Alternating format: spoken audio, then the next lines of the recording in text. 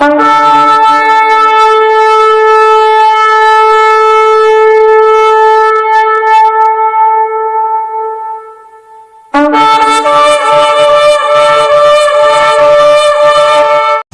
Lord. ದೇವರ ಅತಿ ಪರಿಶುದ್ಧವಾದ ನಾಮಕ್ಕೆ ಸ್ತೋತ್ರವಾಗಲಿ. ಇವತ್ತು ನಾವು ಪ್ರಾರ್ಥನೆಯನ್ನು ಮುಗಿಸಿ, ಆರಾಧನೆಯನ್ನು ಮುಗಿಸಿ, ಕೊನೆಗೆ ಕೀರ್ತನೆ ಭಾಗವನ್ನು ಮುಗಿಸಿ, ಈಗ ವಾಕ್ಯದ ಭಾಗಕ್ಕೆ ಬರುವಾಗ ದೇವರು ತಾನೇ ತನ್ನ ನಾಮವನ್ನು ಮಹಿಮೆಪಡಿಸಲಿ. ಇವತ್ತಿನ ಒಂದು ವಚನದ ಭಾಗ ಏನಿದ್ರೆ, ತಪ್ಪಾದ ಪ್ರಾರ್ಥನೆಯನ್ನು ದೇವರು ಕೇಳೋದಿಲ್ಲ, ತಪ್ಪಾದ ಪ್ರಾರ್ಥನೆಗೆ ದೇವರು ಉತ್ತರ ಕೊಡೋದಿಲ್ಲ ಅಂತ ಹೇಳುವಂಥ ಒಂದು ಶೀರ್ಷಿಕೆ ಅಡಿಯಲ್ಲಿ ಇವತ್ತಿನ ವಾಕ್ಯವನ್ನು ನಾನು ಮಾಡ್ತಾಯಿದ್ದೀನಿ. ಯಾಕೆಂದರೆ ಇವತ್ತು ತುಂಬ ಜನ ಇದ್ದಾರೆ, ನಾನು ಪ್ರಾರ್ಥನೆ ಮಾಡಿದ್ದೀನಿ ಅಂಕಲ್, ಬೆಳಿಗ್ಗೆ ಎದ್ದುಬಿಟ್ಟು 3 ಗಂಟೆಯಿಂದ ಪ್ರಾರ್ಥನೆ ಮಾಡಿದ್ದೀನಿ ಅಂಕಲ್, 6 ಗಂಟೆಯಿಂದ ಪ್ರಾರ್ಥನೆ ಮಾಡಿದ್ದೀನಿ ಅಂಕಲ್, ನಾನು ದಿನಕ್ಕೆ 2 ಗಂಟೆ ಪ್ರಾರ್ಥನೆ ಮಾಡ್ತೀನಿ ಅಂಕಲ್ ಅಂತ ಹೇಳುವಂಥ ತುಂಬ ಜನ ಇದ್ದಾರೆ. ಆದರೆ ಕೆಲವೊಂದು ಜನಗಳು ಪ್ರಾರ್ಥನೆ ಕರೆಕ್ಟಾಗಿ ಮಾಡ್ತಾ ಇಲ್ಲ. ಇವತ್ತು ಅದರ ಬಗ್ಗೆ ನಾವು ತಿಳ್ಕೊಳ್ಳೋಣ ಪ್ರಿಯರೇ. Praise Lord. ಹಾಗಾದರೆ ನಾವು ಪ್ರಾರ್ಥನೆಯನ್ನು ಮಾಡಿ ದೇವರ ನಾಮವನ್ನು ಮಹಿಮೆಪಡಿಸೋಣ. ಪರಲೋಕದ ತಂದೆಯೇ, ಪ್ರಭು ಯೇಸುವಿನ ಅಭಿಷೇಕವುಳ್ಳ ನಾಮದಲ್ಲಿ ಪವಿತ್ರ ಆತ್ಮನ ಸಹಾಯದಿಂದ ಈ ವಚನದ ಭಾಗವನ್ನು ಮಾಡುವಾಗ ನಿನ್ನ ನಾಮ ಮಹಿಮೆ ಆಗಲಿ. ನಿನ್ನ ಕೃಪೆ, ನಿನ್ನ ಬಲ, ನಿನ್ನ ಶಕ್ತಿ, ನಿನ್ನ ಸಾನ್ನಿಧ್ಯ, ನಿನ್ನ ಕೃಪೆ ಎಳೆದು ಬರಲಿ ಸ್ವಾಮಿ. ನೀನು ಮಾಡಿದ ಅದ್ಭುತವಾದ ಕಾರ್ಯಕ್ಕಾಗಿ ಸ್ತೋತ್ರ, ನೀನು ಮಾಡೋ ಸೂಚಕ ಕಾರ್ಯಕ್ಕೆ ಸ್ತೋತ್ರಪ್ಪ. ನಿನ್ನ ನಾಮ ಒಂದೇ ಮಹಿಮೆಪಡಲಿ. ಪ್ರಭು ಯೇಸುವಿನ ನಾಮದಲ್ಲಿ ಬೇಡಿ ಹೊಂದಿದ್ದೇನೆ ತಂದೆ, ಆಮೆನ್. ಪ್ರೈಸ್ ಲಾರ್ಡ್ ಪ್ರಿಯರೇ. ಈಗ ನೋಡಿ ಪ್ರಿಯರೇ, ಈ ಲೋಕದಲ್ಲಿ ತುಂಬ ಜನಗಳಿದ್ದಾರೆ. ಎಲ್ಲರ ಜಾತಿ ಜನಾಂಗದಲ್ಲೂ ಪ್ರಾರ್ಥನೆ ಅಂತ ಹೇಳೋದು ಇದ್ದೇ ಇದೆ. ಆದರೆ ಪ್ರಾರ್ಥನೆ ಮಾಡುವಾಗ ಪ್ರಾರ್ಥನೆ ಮಾಡೋ ವಿಧಾನಗಳ ಮೇಲೆ ಹೋಗ್ತದೆ. ನೀನು ಸತ್ಯದಲ್ಲೂ ಆತ್ಮದಲ್ಲೂ ನಡೆದು ಪ್ರಾರ್ಥನೆ ಮಾಡಿದ್ರೆ ಮಾತ್ರ ನಿನಗೆ ಆಶೀರ್ವಾದ. ನೀನು ಮಾಡಬಾರ್ದಂಥವೆಲ್ಲ ಮಾಡಿ ಕೊನೆಗೆ ದೇವರ ಮುಂದೆ ಕೈ ಮುಗಿದ್ರೆ ನಿನಗೆ ಆಶೀರ್ವಾದ ಇಲ್ಲ. ನೀನು ಆಡಬಾರ್ದಂಥ ಆಟಗಳನ್ನು ಆಡಿ, ಮಾಡಬಾರ್ದನ್ನೆಲ್ಲ ಮಾಡಿ ದೇವರೇ ನನ್ನನ್ನು ಕರುಣಿಸಿದರೆ ನಿನಗೆ ಯಾವುದೇ ಕಾರಣಕ್ಕೂ ದೇವರು ಕರುಣೆ ಕೊಡೋದಿಲ್ಲ. ಅದಕ್ಕೋಸ್ಕರ ನಾನು ಹೇಳ್ತಾ ಇದ್ದೀನಿ, ದೇವರ ಒಂದು ವಾಕ್ಯದಲ್ಲಿ ಏನು ಬರ್ದಿದೆ ಅಂತ ಹೇಳಿದ್ರೆ ನಾವು ನೋಡೋಣ. ಹಂಗೆ ಹೇಳ್ಕೊಂಡು ಎಲ್ಲರೂ ಕೂಡ ಕರೆಕ್ಟ್ ತಿಳ್ಕೊಬೇಡಿ. ಕೆಲವೊಂದು ಜನ ಕೆಲವೊಂದ್ರಲ್ಲಿ ತಪ್ತಾರೆ. ತಪ್ಪಿದ್ರೂ ಪರವಾಗಿಲ್ಲ, ತಪ್ತಾ ಇರಬಾರ್ದು. ತಪ್ಪುಗಳು ಮಾಡೋಗ್ಬಿಟ್ರೆ ಅದನ್ನು ತಿದ್ದುಕೊಳ್ಳುವಂಥ ಮನಸ್ಸು ನಮಗಿದ್ರೆ ಮಾತ್ರ ಆಶೀರ್ವಾದ, ಇಲ್ಲಾಂದರೆ ಗ್ಯಾರಂಟಿ ಆಶೀರ್ವಾದ ಇಲ್ಲ. Hallelujah, hallelujah, hallelujah. ಹಾಗಾದರೆ ಕೀರ್ತನೆ 143 1 ಮತ್ತು 2ನೇ ವಾಕ್ಯವನ್ನು ನಾವು ಓದೋಣ. ಹಲ್ಲೆಲೂಯಾ. ಜೋರಾಗಿ ಓದಿ. ಜೋರಾಗಿ ಹೇಳಪ್ಪ. ಯೆಹೋವನೇ ನನ್ನ ಪ್ರಾರ್ಥನೆ. ಜೋರಾಗಿ ಹೇಳುವ.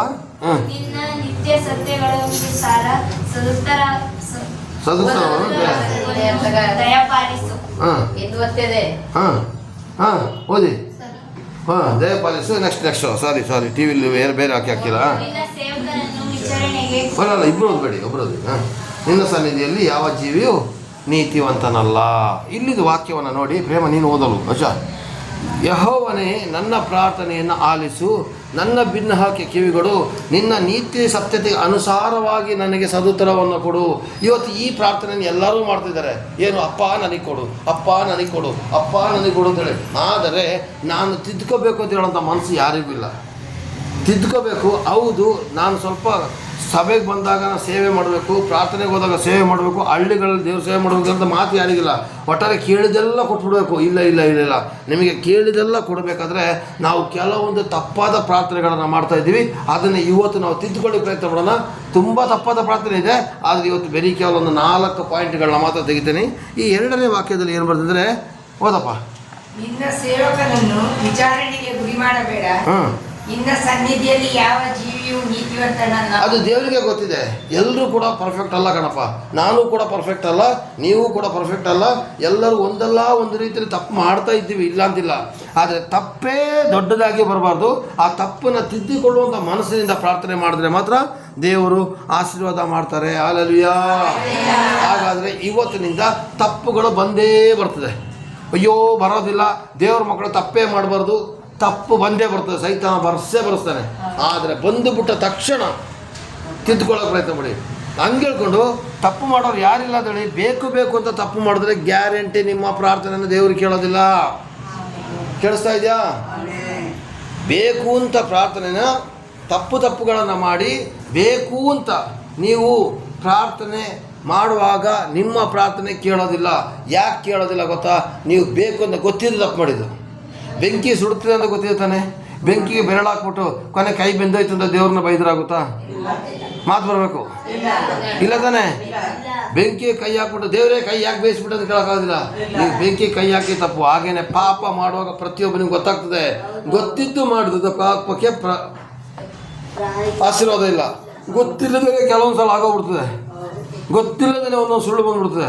ಅದನ್ನೆಲ್ಲ ನಾವು ಕಂಟ್ರೋಲ್ ಮಾಡಬೇಕು. ಗೊತ್ತಿಲ್ಲದೇ ಕೋಪ ಬಂದ್ಬಿಡ್ತದೆ. ಗೊತ್ತಿಲ್ಲದೇ ಸಾಪ್ ಹಾಕ್ಬಿಡ್ತೀವಿ. ಇದನ್ನೆಲ್ಲ ನಾವು ಕಂಟ್ರೋಲ್ ಮಾಡ್ಕೊಂಡು ಬಂದ್ರೇ ದೇವ್ರ ಮಕ್ಕಳಾಗೋದು. ಇಲ್ಲಾಂದರೆ ದೇವ್ರ ಮಕ್ಕಳು ಆಗೋದಿಲ್ಲ ಪ್ರಿಯರೇ. ಹಾಗಾದರೆ ದೇವ್ರ ಮಕ್ಕಳು ಆಗಬೇಕಾ? ನಮ್ಮಲ್ಲಿ ಕೆಲವೊಂದು ಗುಣಗಳನ್ನು ನಾವು ಬದಲಾಯಿಸಿಕೊಳ್ಳಬೇಕು. ಆಮೇನ್ ಆಮೇನ್. ಹಾಗಾದರೆ 4 ರೀತಿ ಮಾತ್ರ ಬರ್ತೀನಿ, ಬಾಕಿ ಇರೋದೆಲ್ಲ ತುಂಬ ಇದೆ ಆಯಿತಾ. ಒಂದನೇದಾಗಿ ಶಾಪ ಹಾಕಿಬಿಟ್ಟು ಪ್ರಾರ್ಥನೆ ಮಾಡೋದು. ಯೇಸುವೆ, ಅವ್ನು ನನಗೆ ವಿರೋಧವಾಗಿ ಬಂದೇನೆ, ಅವ್ನ ಕೈ ಕಾಲ ಮುರಿದಾಕ್ಬಿಡಪ್ಪ, ಅವನ ಕಣ್ಣನ್ನು ತೆಗೆದುಬಿಡಪ್ಪ, ಅವನ ಕೈ ತೆಗೆದುಬಿಡಪ್ಪ, ಅವನ ಕಾಲು ತೆಗೆದುಬಿಡಪ್ಪ.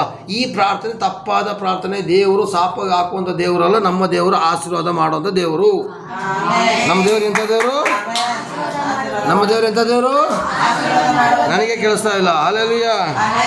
ನಮ್ಮ ದೇವರು ಎಂಥ ದೇವರು? ಆಶೀರ್ವಾದವನ್ನು ಮಾಡುವಂಥ ದೇವರು. Hallelujah hallelujah. ಎರಡನೇದಾಗಿ ಏನಂದರೆ ಕ್ಷಮಿಸದೇ ಪ್ರಾರ್ಥನೆ ಮಾಡೋದು. ಇವತ್ತು ಏನಾಗ್ತದೆ ಗೊತ್ತಾ? ಕ್ಷಮಾಪಣೆ ಕೊಡೋದೇ ಇಲ್ಲ. ಯಾವ ಥರ? ಕ್ಷಮಾಪಣೆ ಕೊಡೋದಿಲ್ಲ, ಆದರೆ ಪ್ರಾರ್ಥನೆ ಕೂತ್ಕೊಳ್ತೀವಿ. ಯೇಸು ಸ್ವಾಮಿನೇ ಶಿಲುಬೆಯ ಮೇಲೆ ಯಾರು ಮೊಳೆ ಹೊಡೆದ್ರು, ತಂದೆ ಇವರನ್ನು ಕ್ಷಮಿಸೂ ಅಂತ ಹೇಳಿದ್ರು. ಆಗ ಅವ್ರ ಮಕ್ಕಳಾಗಿರೋ ನಾವು ನಮಗೆ ಶತ್ರುಗಳೇ ಇರಬಾರ್ದು. ನಿನ್ನ ಚರ್ಚಿಗೆ ಹೋಗಬೇಡ ಅಂತ ಗಲಾಟೆ ಮಾಡಿರ್ತಾರೆ ನೋಡಿ, ಅಂಥವ್ರನ್ನೂ ನೀವು ಪ್ರೀತಿ ಮಾಡಿ ಪ್ರಾರ್ಥನೆ ಮಾಡಿ. ಅವರಿಗೆ ನಿನ್ನ ಕಾಲು ಮುರಿದಾಕ್ಬಿಡ್ತೀನಿ ಅಂತಾರೆ ನೋಡಿ, ಅಂಥವ್ರಿಗೂ ಸ್ತೋತ್ರ ಮಾಡಿ ಪ್ರಾರ್ಥನೆ ಮಾಡಿ. ನಿನ್ನ ತೋಟ, ನಿನ್ನ ಗದ್ದೆ, ನಿನ್ನ ಮನೆಗೆ, ನಿನ್ನ ಮಕ್ಕಳಿಗೆ ತೊಂದರೆ ಕೊಡ್ತಾ ಇರೋಂಥ ವ್ಯಕ್ತಿಗಳಿಗೆ ಶಾಪ ಹಾಕಬೇಡಿ. ಅವ್ರನ್ನ ಕ್ಷಮಿಸಿ ಪ್ರಾರ್ಥನೆ ಮಾಡಿ. ಕ್ಷಮಿಸಿ ಪ್ರಾರ್ಥನೆ ಮಾಡಿ. ಇದು ಎರಡನೇ ಪ್ರಾರ್ಥನೆ. ಮೂರನೇ ಪ್ರಾರ್ಥನೆ ಯಾವುದು ಗೊತ್ತಾ? ಹಳೇ ದಿನಗಳನ್ನು ನೆನೆಸದೇ ಪ್ರಾರ್ಥನೆ ಮಾಡೋದು. ನೀನು ಬಂದಾಗ ಹೆಂಗಿದ್ದೆ ಅದನ್ನು ಮೊದಲು ತಿಳ್ಕೊ. ಇವತ್ತೇನು ಗೊತ್ತಾ? ಬಂದಾಗ ನಾವೇನು ಮಾಡ್ತೀವಿ ಗೊತ್ತಾ? ಹೆಂಗೆಂಗೋ ಬಂದಿರ್ತೀವಿ, ಯಾವುದ್ಯಾವುದೋ ರೋಗದಿಂದ ಬಂದಿರ್ತೀವಿ, ಯಾವುದ್ಯಾವುದೋ ಕಾಯಿಲೆಯಿಂದ ಬಂದಿರ್ತೀವಿ. ಆ ಬಂದಾಗ ನಿನ್ನ ಪರಿಸ್ಥಿತಿ ಹೆಂಗಿತ್ತು, ಈಗ ನಿನ್ನ ಪರಿಸ್ಥಿತಿ ಹೆಂಗಿದೆ ಅಂತ ಮೊದಲು ತಿಳ್ಕೊಂಡು ಪ್ರಾರ್ಥನೆ ಮಾಡಿ. ಹಳೇ ದಿನಗಳನ್ನ ನೆನೆಸ್ಕೊಂಡು ಪ್ರಾರ್ಥನೆ ಮಾಡಬೇಕು. ಸರ್ವಶಕ್ತನಾದ ದೇವರ ಹತ್ರ ಬಂದಾಗ ನೀವು ಹೆಂಗಿದ್ರಿ, ಈಗ ಅದ್ಭುತ ಆದಮೇಲೆ ಹೆಂಗಿದ್ದೀರಾ, ಅದಕ್ಕೆ ನೀವು ಪ್ರಾರ್ಥನೆ ಮಾಡಿ. ಇದಕ್ಕೆ ಸ್ತೋತ್ರದ ಪ್ರಾರ್ಥನೆ ಅಂತ ಹೇಳ್ತಾರೆ. ಅಭಿವೃದ್ಧಿ ಆದಾಗೇನೆ, ಅಭಿವೃದ್ಧಿ ಆಗದೇನೆ ಬರುವಂಥ ಪ್ರಾರ್ಥನೆ ಹೇಳ್ತಾರೆ ಸ್ತೋತ್ರದ ಪ್ರಾರ್ಥನೆ. Hallelujah hallelujah. ನಾವು ಹಳೆಯ ದಿನಗಳನ್ನು ನೆನೆಸಿ ನಾವು ಪ್ರಾರ್ಥನೆ ಮಾಡಿದ್ರೆ ಅದ್ಭುತ. ಹಳೆಯ ದಿನಗಳ ನೆನೆಸದೇನೆ ನಾವು ಪ್ರಾರ್ಥನೆ ಮಾಡಿದ್ರೆ ಸಕ್ಸಸ್ ಆಗೋದಿಲ್ಲ ಪ್ರಿಯರೇ. ಹಳೆಯ ದಿನಗಳ ಒಳ್ಳೆಯ ಘಟನೆಗಳನ್ನು ನೆನಪು ಮಾಡ್ಕೊಂಡು ಪ್ರಾರ್ಥನೆ ಮಾಡಿ. ಕೆಟ್ಟ ಗಳಿಗೆಗಳನ್ನ ಬಿಟ್ಬಿಡಿ, ಒಳ್ಳೆಯ ಗಳಿಗೆಗಳನ್ನ ಪ್ರಾರ್ಥನೆ ಮಾಡಿ. Hallelujah praise the Lord. ನಾಲ್ಕನೇದಾಗಿ ದೇವರ ಚಿತ್ತಕ್ಕೆ ವಿರೋಧವಾದ ಪ್ರಾರ್ಥನೆ. ಉದಾಹರಣೆ ತೆಗೆದುಕೊಂಡ್ರೆ, ಈಗ ನಮ್ಮ ಅಕ್ಕನಿಗೆ ಅವ್ರ ಮನೇಲಿ 2 ಬೈಕೇನೋ ಇದೆ. ಅವರ ಇದೆಲ್ಲ ಇಟ್ಟಿದ್ದಾರೆ, ಯಾವುದು ಇಟ್ಟೆಗೂಡೆಲ್ಲ ಮಾಡ್ತಿದ್ದಾರೆ, ಒಳ್ಳೆ ಬಿಸ್ನೆಸ್ ಆಗ್ತದೆ. ಅವರಿಗೆ ಅರ್ಜೆಂಟಾಗಿ ಬೇಕಾಗಿರೋದೇನು, ಒಂದು ಟೆಂಪೋ ತಪ್ಪಿದ್ರೆ ಒಂದು ಆಟೋ ಬೇಕು. ಯಾರಿಗೆ? ಅವರಿಗೆ ಇಟ್ಟಿಗೆ ಲೋಡ್ ತಾಗ್ಸೋಕ್ಕೆ. ಇವ್ರು ನನಗೆ ಹೆಲಿಕಾಪ್ಟರ್ ಕೊಡೋದಕ್ಕಾದ್ರೆ ಕೊಡ್ತಾರಾ? ಅದು ದೇವರ ಚಿತ್ತಕ್ಕೆ ವಿರುದ್ಧವಾದ ಪ್ರಾರ್ಥನೆ. ನೀವು ಕೇಳಬೇಕಾಗಿರೋದೇನು, ನನ್ನ ಇಟ್ಟಿಗೆನ ಸಾಗಿಸ್ಲಿಕ್ಕೆ ನನಗೊಂದು 4 ಚಕ್ರದ ಗಾಡಿ ಕೊಡಪ್ಪ ಅಂತ ಕೇಳಬೇಕು. ಅದು ಆಶೀರ್ವಾದ. ನಾವು ಬೈಕ್ ಇದೆ, ಈಗ ಅವ್ರ ಇಟ್ಟಿಗೂಡಲ್ಲಿ ಲೋಡ್ ಸಾಗಿಸ್ಬೇಕಿದ್ರೆ ಅವ್ರಿಗೆ ಗಾಡಿ ಬೇಕು, 4 ಚಕ್ರದ ಗಾಡಿ ಬೇಕು. 4 ಚಕ್ರದ ಗಾಡಿ ಫಸ್ಟ್ ಆಟೋದಿಂದ ಸ್ಟಾರ್ಟ್ ಮಾಡಿ. ಅದು ಬಿಟ್ಬಿಟ್ಟು ದೊಡ್ಡ ಲಾರಿ ಕೊಡಪ್ಪ ಅಂದ್ರೆ ನಿಲ್ಸೋಕ್ಕೆ ಜಾಗ ಇಲ್ಲ. ಅಲ್ಲಿ ಹೊರಗಡೆ ನಿಲ್ಸಿದ್ರೆ ಟೈರ್ಲಿ ಏರ್ಬಿಟ್ಬಿಡ್ತಾರೆ. ದಿನ ಜಗಳ. ದೇವರು ಕೊಡೋಂಥ ಸ್ತೋತ್ರ ಮಾಡೋಕೆ. ದೇವ್ರ ಚಿತ್ತಕ್ಕೆ ವಿರುದ್ಧವಾಗಿ ನಾವು ಮಾಡೋಕೋಬಾರ್ದು. ದೇವ್ರ ಚಿತ್ತಕ್ಕೆ ವಿರುದ್ಧವಾಗಿ ಮಾಡಬಾರ್ದು. ಇಲ್ಲೊಬ್ಬಳು ಅಮ್ಮ ಬರ್ತಿದ್ದಾಳೆ, ಇಬ್ಬರು ಹುಡುಗ ಹುಡುಗಿ ಲವ್ ಮಾಡ್ತಾ ಇದ್ದಾರೆ. ಆ ಹುಡುಗಿಯ ತಪ್ಪಿಸ್ಬಿಟ್ಟು ನನ್ನ ಮಗಳಿಗೆ ಆಗಂಗೆ ಪ್ರಾರ್ಥನೆ ಮಾಡಿದ್ದು ಹೇಳ್ತಿದ್ದಾರೆ ಗೊತ್ತಾ? ನಾನು ಮಾಡೋದಿಲ್ಲ. ಚರ್ಚಿಗೆ ಬರೋದೇ ಸ್ಟಾಪ್ ಮಾಡಿಬಿಟ್ರು. ನಾನಿಲ್ಲಿ ಬ್ರೋಕರ್ ಅಲ್ಲ. ತಪ್ಪಾದ ಪ್ರಾರ್ಥನೆ ಮಾಡಬೇಡಿ. ದೇವರಿಗೆ ಯಾವ ಹುಡುಗಿ ಬೇಕು, ಯಾವ ಹುಡುಗ ಬೇಕು ದೇವ್ರಿಗೆ ಗೊತ್ತಿದೆ. ನಿಮ್ಮ ಮಕ್ಕಳಿಗೆ ಒಳ್ಳೆ ಸಂಬಂಧಕ್ಕೋಸ್ಕರ ಪ್ರಾರ್ಥನೆ ಮಾಡಿ. ಇದೇ ಬೇಕು ಅದೇ ಬೇಕು ಅಂತ ಹಠ ಮಾಡಬೇಡಿ. ಗರ್ಭಿಣಿ ಸ್ತ್ರೀಯರು ನನ್ನ ಹತ್ರ ಬರ್ತಾರೆ, ಬಂದ್ಬಿಟ್ಟು ಅಂಕಲ್ ಗಂಡು ಮಗುನೇ ಆಗಬೇಕು ಅಂತ ಪ್ರಾರ್ಥನೆ ಮಾಡಿದ್ರೆ ಏನು ನಾನು ಹೆರಿಗೆ ಡಾಕ್ಟ್ರಾ? ನಾ ಸರ್ವಶಕ್ತನಾದ ದೇವರ? ನಾನೊಬ್ಬ ಮನುಷ್ಯನೇ ಕಣಪ್ಪ. ಸುಮ್ಮನೆ ಗಂಡು ಬೇಕು ಹೆಣ್ಣು ಬೇಕು ಅಂತ ಕೇಳಕೋಬೇಡಿ. ದೇವರು ಕೊಟ್ಟಂತ ಮಗುಗೆ ಸ್ತೋತ್ರ ಮಾಡಿ. ಇವತ್ತು ಗಂಡು ಮಕ್ಕಳು ಎತ್ತಿರೋರು ಎಷ್ಟೋ ಜನ ಕಣ್ಣೀರಾಗ್ತಿದ್ದಾರೆ. ಯಾಕೆ ಕರ್ಮಕ್ಕೆ ಹುಟ್ಟುಬಿಟ್ನ ಇವನು, ನನ್ನ ಹೆಣ್ಣು ಮಗಳಾದ್ರೂ ಒಳ್ಳೆ ಉಳಿದಿರ್ತಾರೆ. ಕೆಲವೊಂದು ಜನ ಹೆಣ್ಣು ಮಗುನೇ ಬೇಕಂತಾರೆ, ಅಯ್ಯೋ ಇವಳು ಓಡೇ ಹೋಗ್ಬಿಟ್ಲು, ಎಂತ ದಿರ್ತದವಳು ಇವಳು ಯಾಕೆ ಎತ್ತೆ ಅಂತ ಹೇಳ್ತಾರೆ. ದೇವರು ಕೊಟ್ಟದಾದ್ರೆ ಗಂಡಾದ್ರೂ ಸರಿ ಹೆಣ್ಣಾದ್ರೂ ಸರಿ ಆಶೀರ್ವಾದ ಆಗಿರ್ತದೆ. ನಿಮ್ಗೆ ಆಶೀರ್ವಾದ ಇರೋ ಮಗು ಬೇಕಲ್ಲ, ನಿನ್ನಿಷ್ಟ ಪ್ರಕಾರ ತಗೊಂಡ್ರೆ ಶಾಪಗ್ರಸ್ತ ಮಗು ಬೇಕು. ಆಶೀರ್ವಾದ ಇರೋದು ಮಗು ಬೇಕು ತಾನೆ. ಆಗಿದ್ರೆ ಕೊಟ್ಟಿದ್ದಕ್ಕೆ ಸ್ತೋತ್ರ ಮಾಡಿ. ಗಂಡೇ ಆಗ್ಬೇಕು, ಗಂಡೇ ಆಗ್ಬೇಕು, ಗಂಡೇ ಆಗ್ಬೇಕು, ಹೆಣ್ಣೆ ಆಗ್ಬೇಕು. ಏನು ಗಂಡಾಗಿದ್ರೆ ನೀವೇನು ಕೋಟಿ ಮಾಡಿಟ್ಟಿದ್ದೀರಾ? Hallelujah, hallelujah. ದೇವರು ಕೊಟ್ಟಿದ್ದಕ್ಕೆ ಸ್ತೋತ್ರ ನೋಡಿ. ಆಗ ದೇವರ ಚಿತ್ತಕ್ಕೆ ವಿರುದ್ಧವಾಗಿ ಮಾಡಬಾರ್ದು. ಈ ಒಂದು 4 ಭಾಗನ ನಾವು ಇವತ್ತು ನೋಡೋಣ. ಒಂದನೇದಾಗಿ ಏನು, ಶಾಪ ಹಾಕಿ ನಾವು ಪ್ರಾರ್ಥನೆ ಮಾಡಬಾರದು. ಎರಡನೇದಾಗಿ ಒಬ್ಬರನ್ನ ಕ್ಷಮಿಸದೇ ಪ್ರಾರ್ಥನೆ ಮಾಡಿದ್ರೆ ಸಕ್ಸಸ್ ಆಗೋದಿಲ್ಲ. ಮೂರನೇದಾಗಿ ಹಳೇ ದಿನದಲ್ಲಿ ನಾನು ಹೆಂಗಿದ್ದೆ ನೆನೆಸ್ಕೊಳ್ಳದೇ ಪ್ರಾರ್ಥನೆ ಮಾಡೋದು ಕೂಡ ಸಕ್ಸಸ್ ಆಗೋದಿಲ್ಲ. ನಾಲ್ಕನೇದಾಗಿ ದೇವರ ಚಿತ್ತಕ್ಕೆ ವಿರುದ್ಧವಾಗಿ ಪ್ರಾರ್ಥನೆ ಮಾಡಿದ್ರೆ ಸಕ್ಸಸ್ ಆಗೋದಿಲ್ಲ. ಹಾಗಾದರೆ ಇವತ್ತು ಇದರ ಬಗ್ಗೆ ನಾವು ವಿವರಣೆಯನ್ನು ನೋಡೋಣ. Amen, hallelujah, hallelujah. ಹಾಗಾದರೆ ಯಾಕೋಬ 3:9 ನಾವು ನೋಡೋಣ. 9:10 ಎರಡರ ಓದಿ. ಯಾಕೋಬ 3:9-10. ನಾಲಿಗೆಯಿಂದ ತಂದೆಯಾದ ಕರ್ತನನ್ನು ಕೊಂಡಾಡುತ್ತೇವೆ, ಆದ್ದರಿಂದಲೇ ದೇವರ ಹೋಲಿಕೆಗೆ ಸರಿಯಾಗಿ ಉಂಟು ಮಾಡಲ್ಪಟ್ಟ ಮನುಷ್ಯನನ್ನು ಶಪಿಸ್ತೇವೆ. ಅದೇ ಬಾಯಿಂದ ಸ್ತುತಿ ಶಾಪ ಎರಡೂ ಬರುತ್ತದೆ. ನನ್ನ ಸಹೋದರರೇ, ಈಗಿರುವುದು ಯೋಗ್ಯವಲ್ಲ. ಈಗಿರುವುದು ಈಗ ನೀನೊಂದ್ಸಲ ಹೋದಪ್ಪ, ನಾಲಿಗೆಯಿಂದ ತಂದೆಯಾದ ಕರ್ತನನ್ನು ಕೊಂಡಾಡುತ್ತೇವೆ, ಅದರಿಂದಲೇ ದೇವರ ಹೋಲಿಕೆಗೆ ಸರಿಯಾಗಿ ಉಂಟು ಮಾಡಲ್ಪಟ್ಟ ಮನುಷ್ಯರನ್ನು ಸಹ ಶಪಿಸುತ್ತೇವೆ. ಅದೇ ಬಾಯಿಂದ ಸುಸ್ತಿ ಶಾಪ ಎರಡೂ ಬರುತ್ತವೆ. ನನ್ನ ಸಹೋದರರೇ, ಈಗಿರುವುದು ಯೋಗ್ಯವಲ್ಲ. ಈಗಿರೋದು ನೋಡಿ ನೋಡಿ ನೋಡಿ ನೋಡಿ ಹೆಂಗ್ ಬರ್ತಂದ್ರೆ, ನಾಲಿಗೆಯಿಂದ ತಂದೆಯಾದ ದೇವರನ್ನು ಕೊಂಡಾಡ್ತೀವಿ.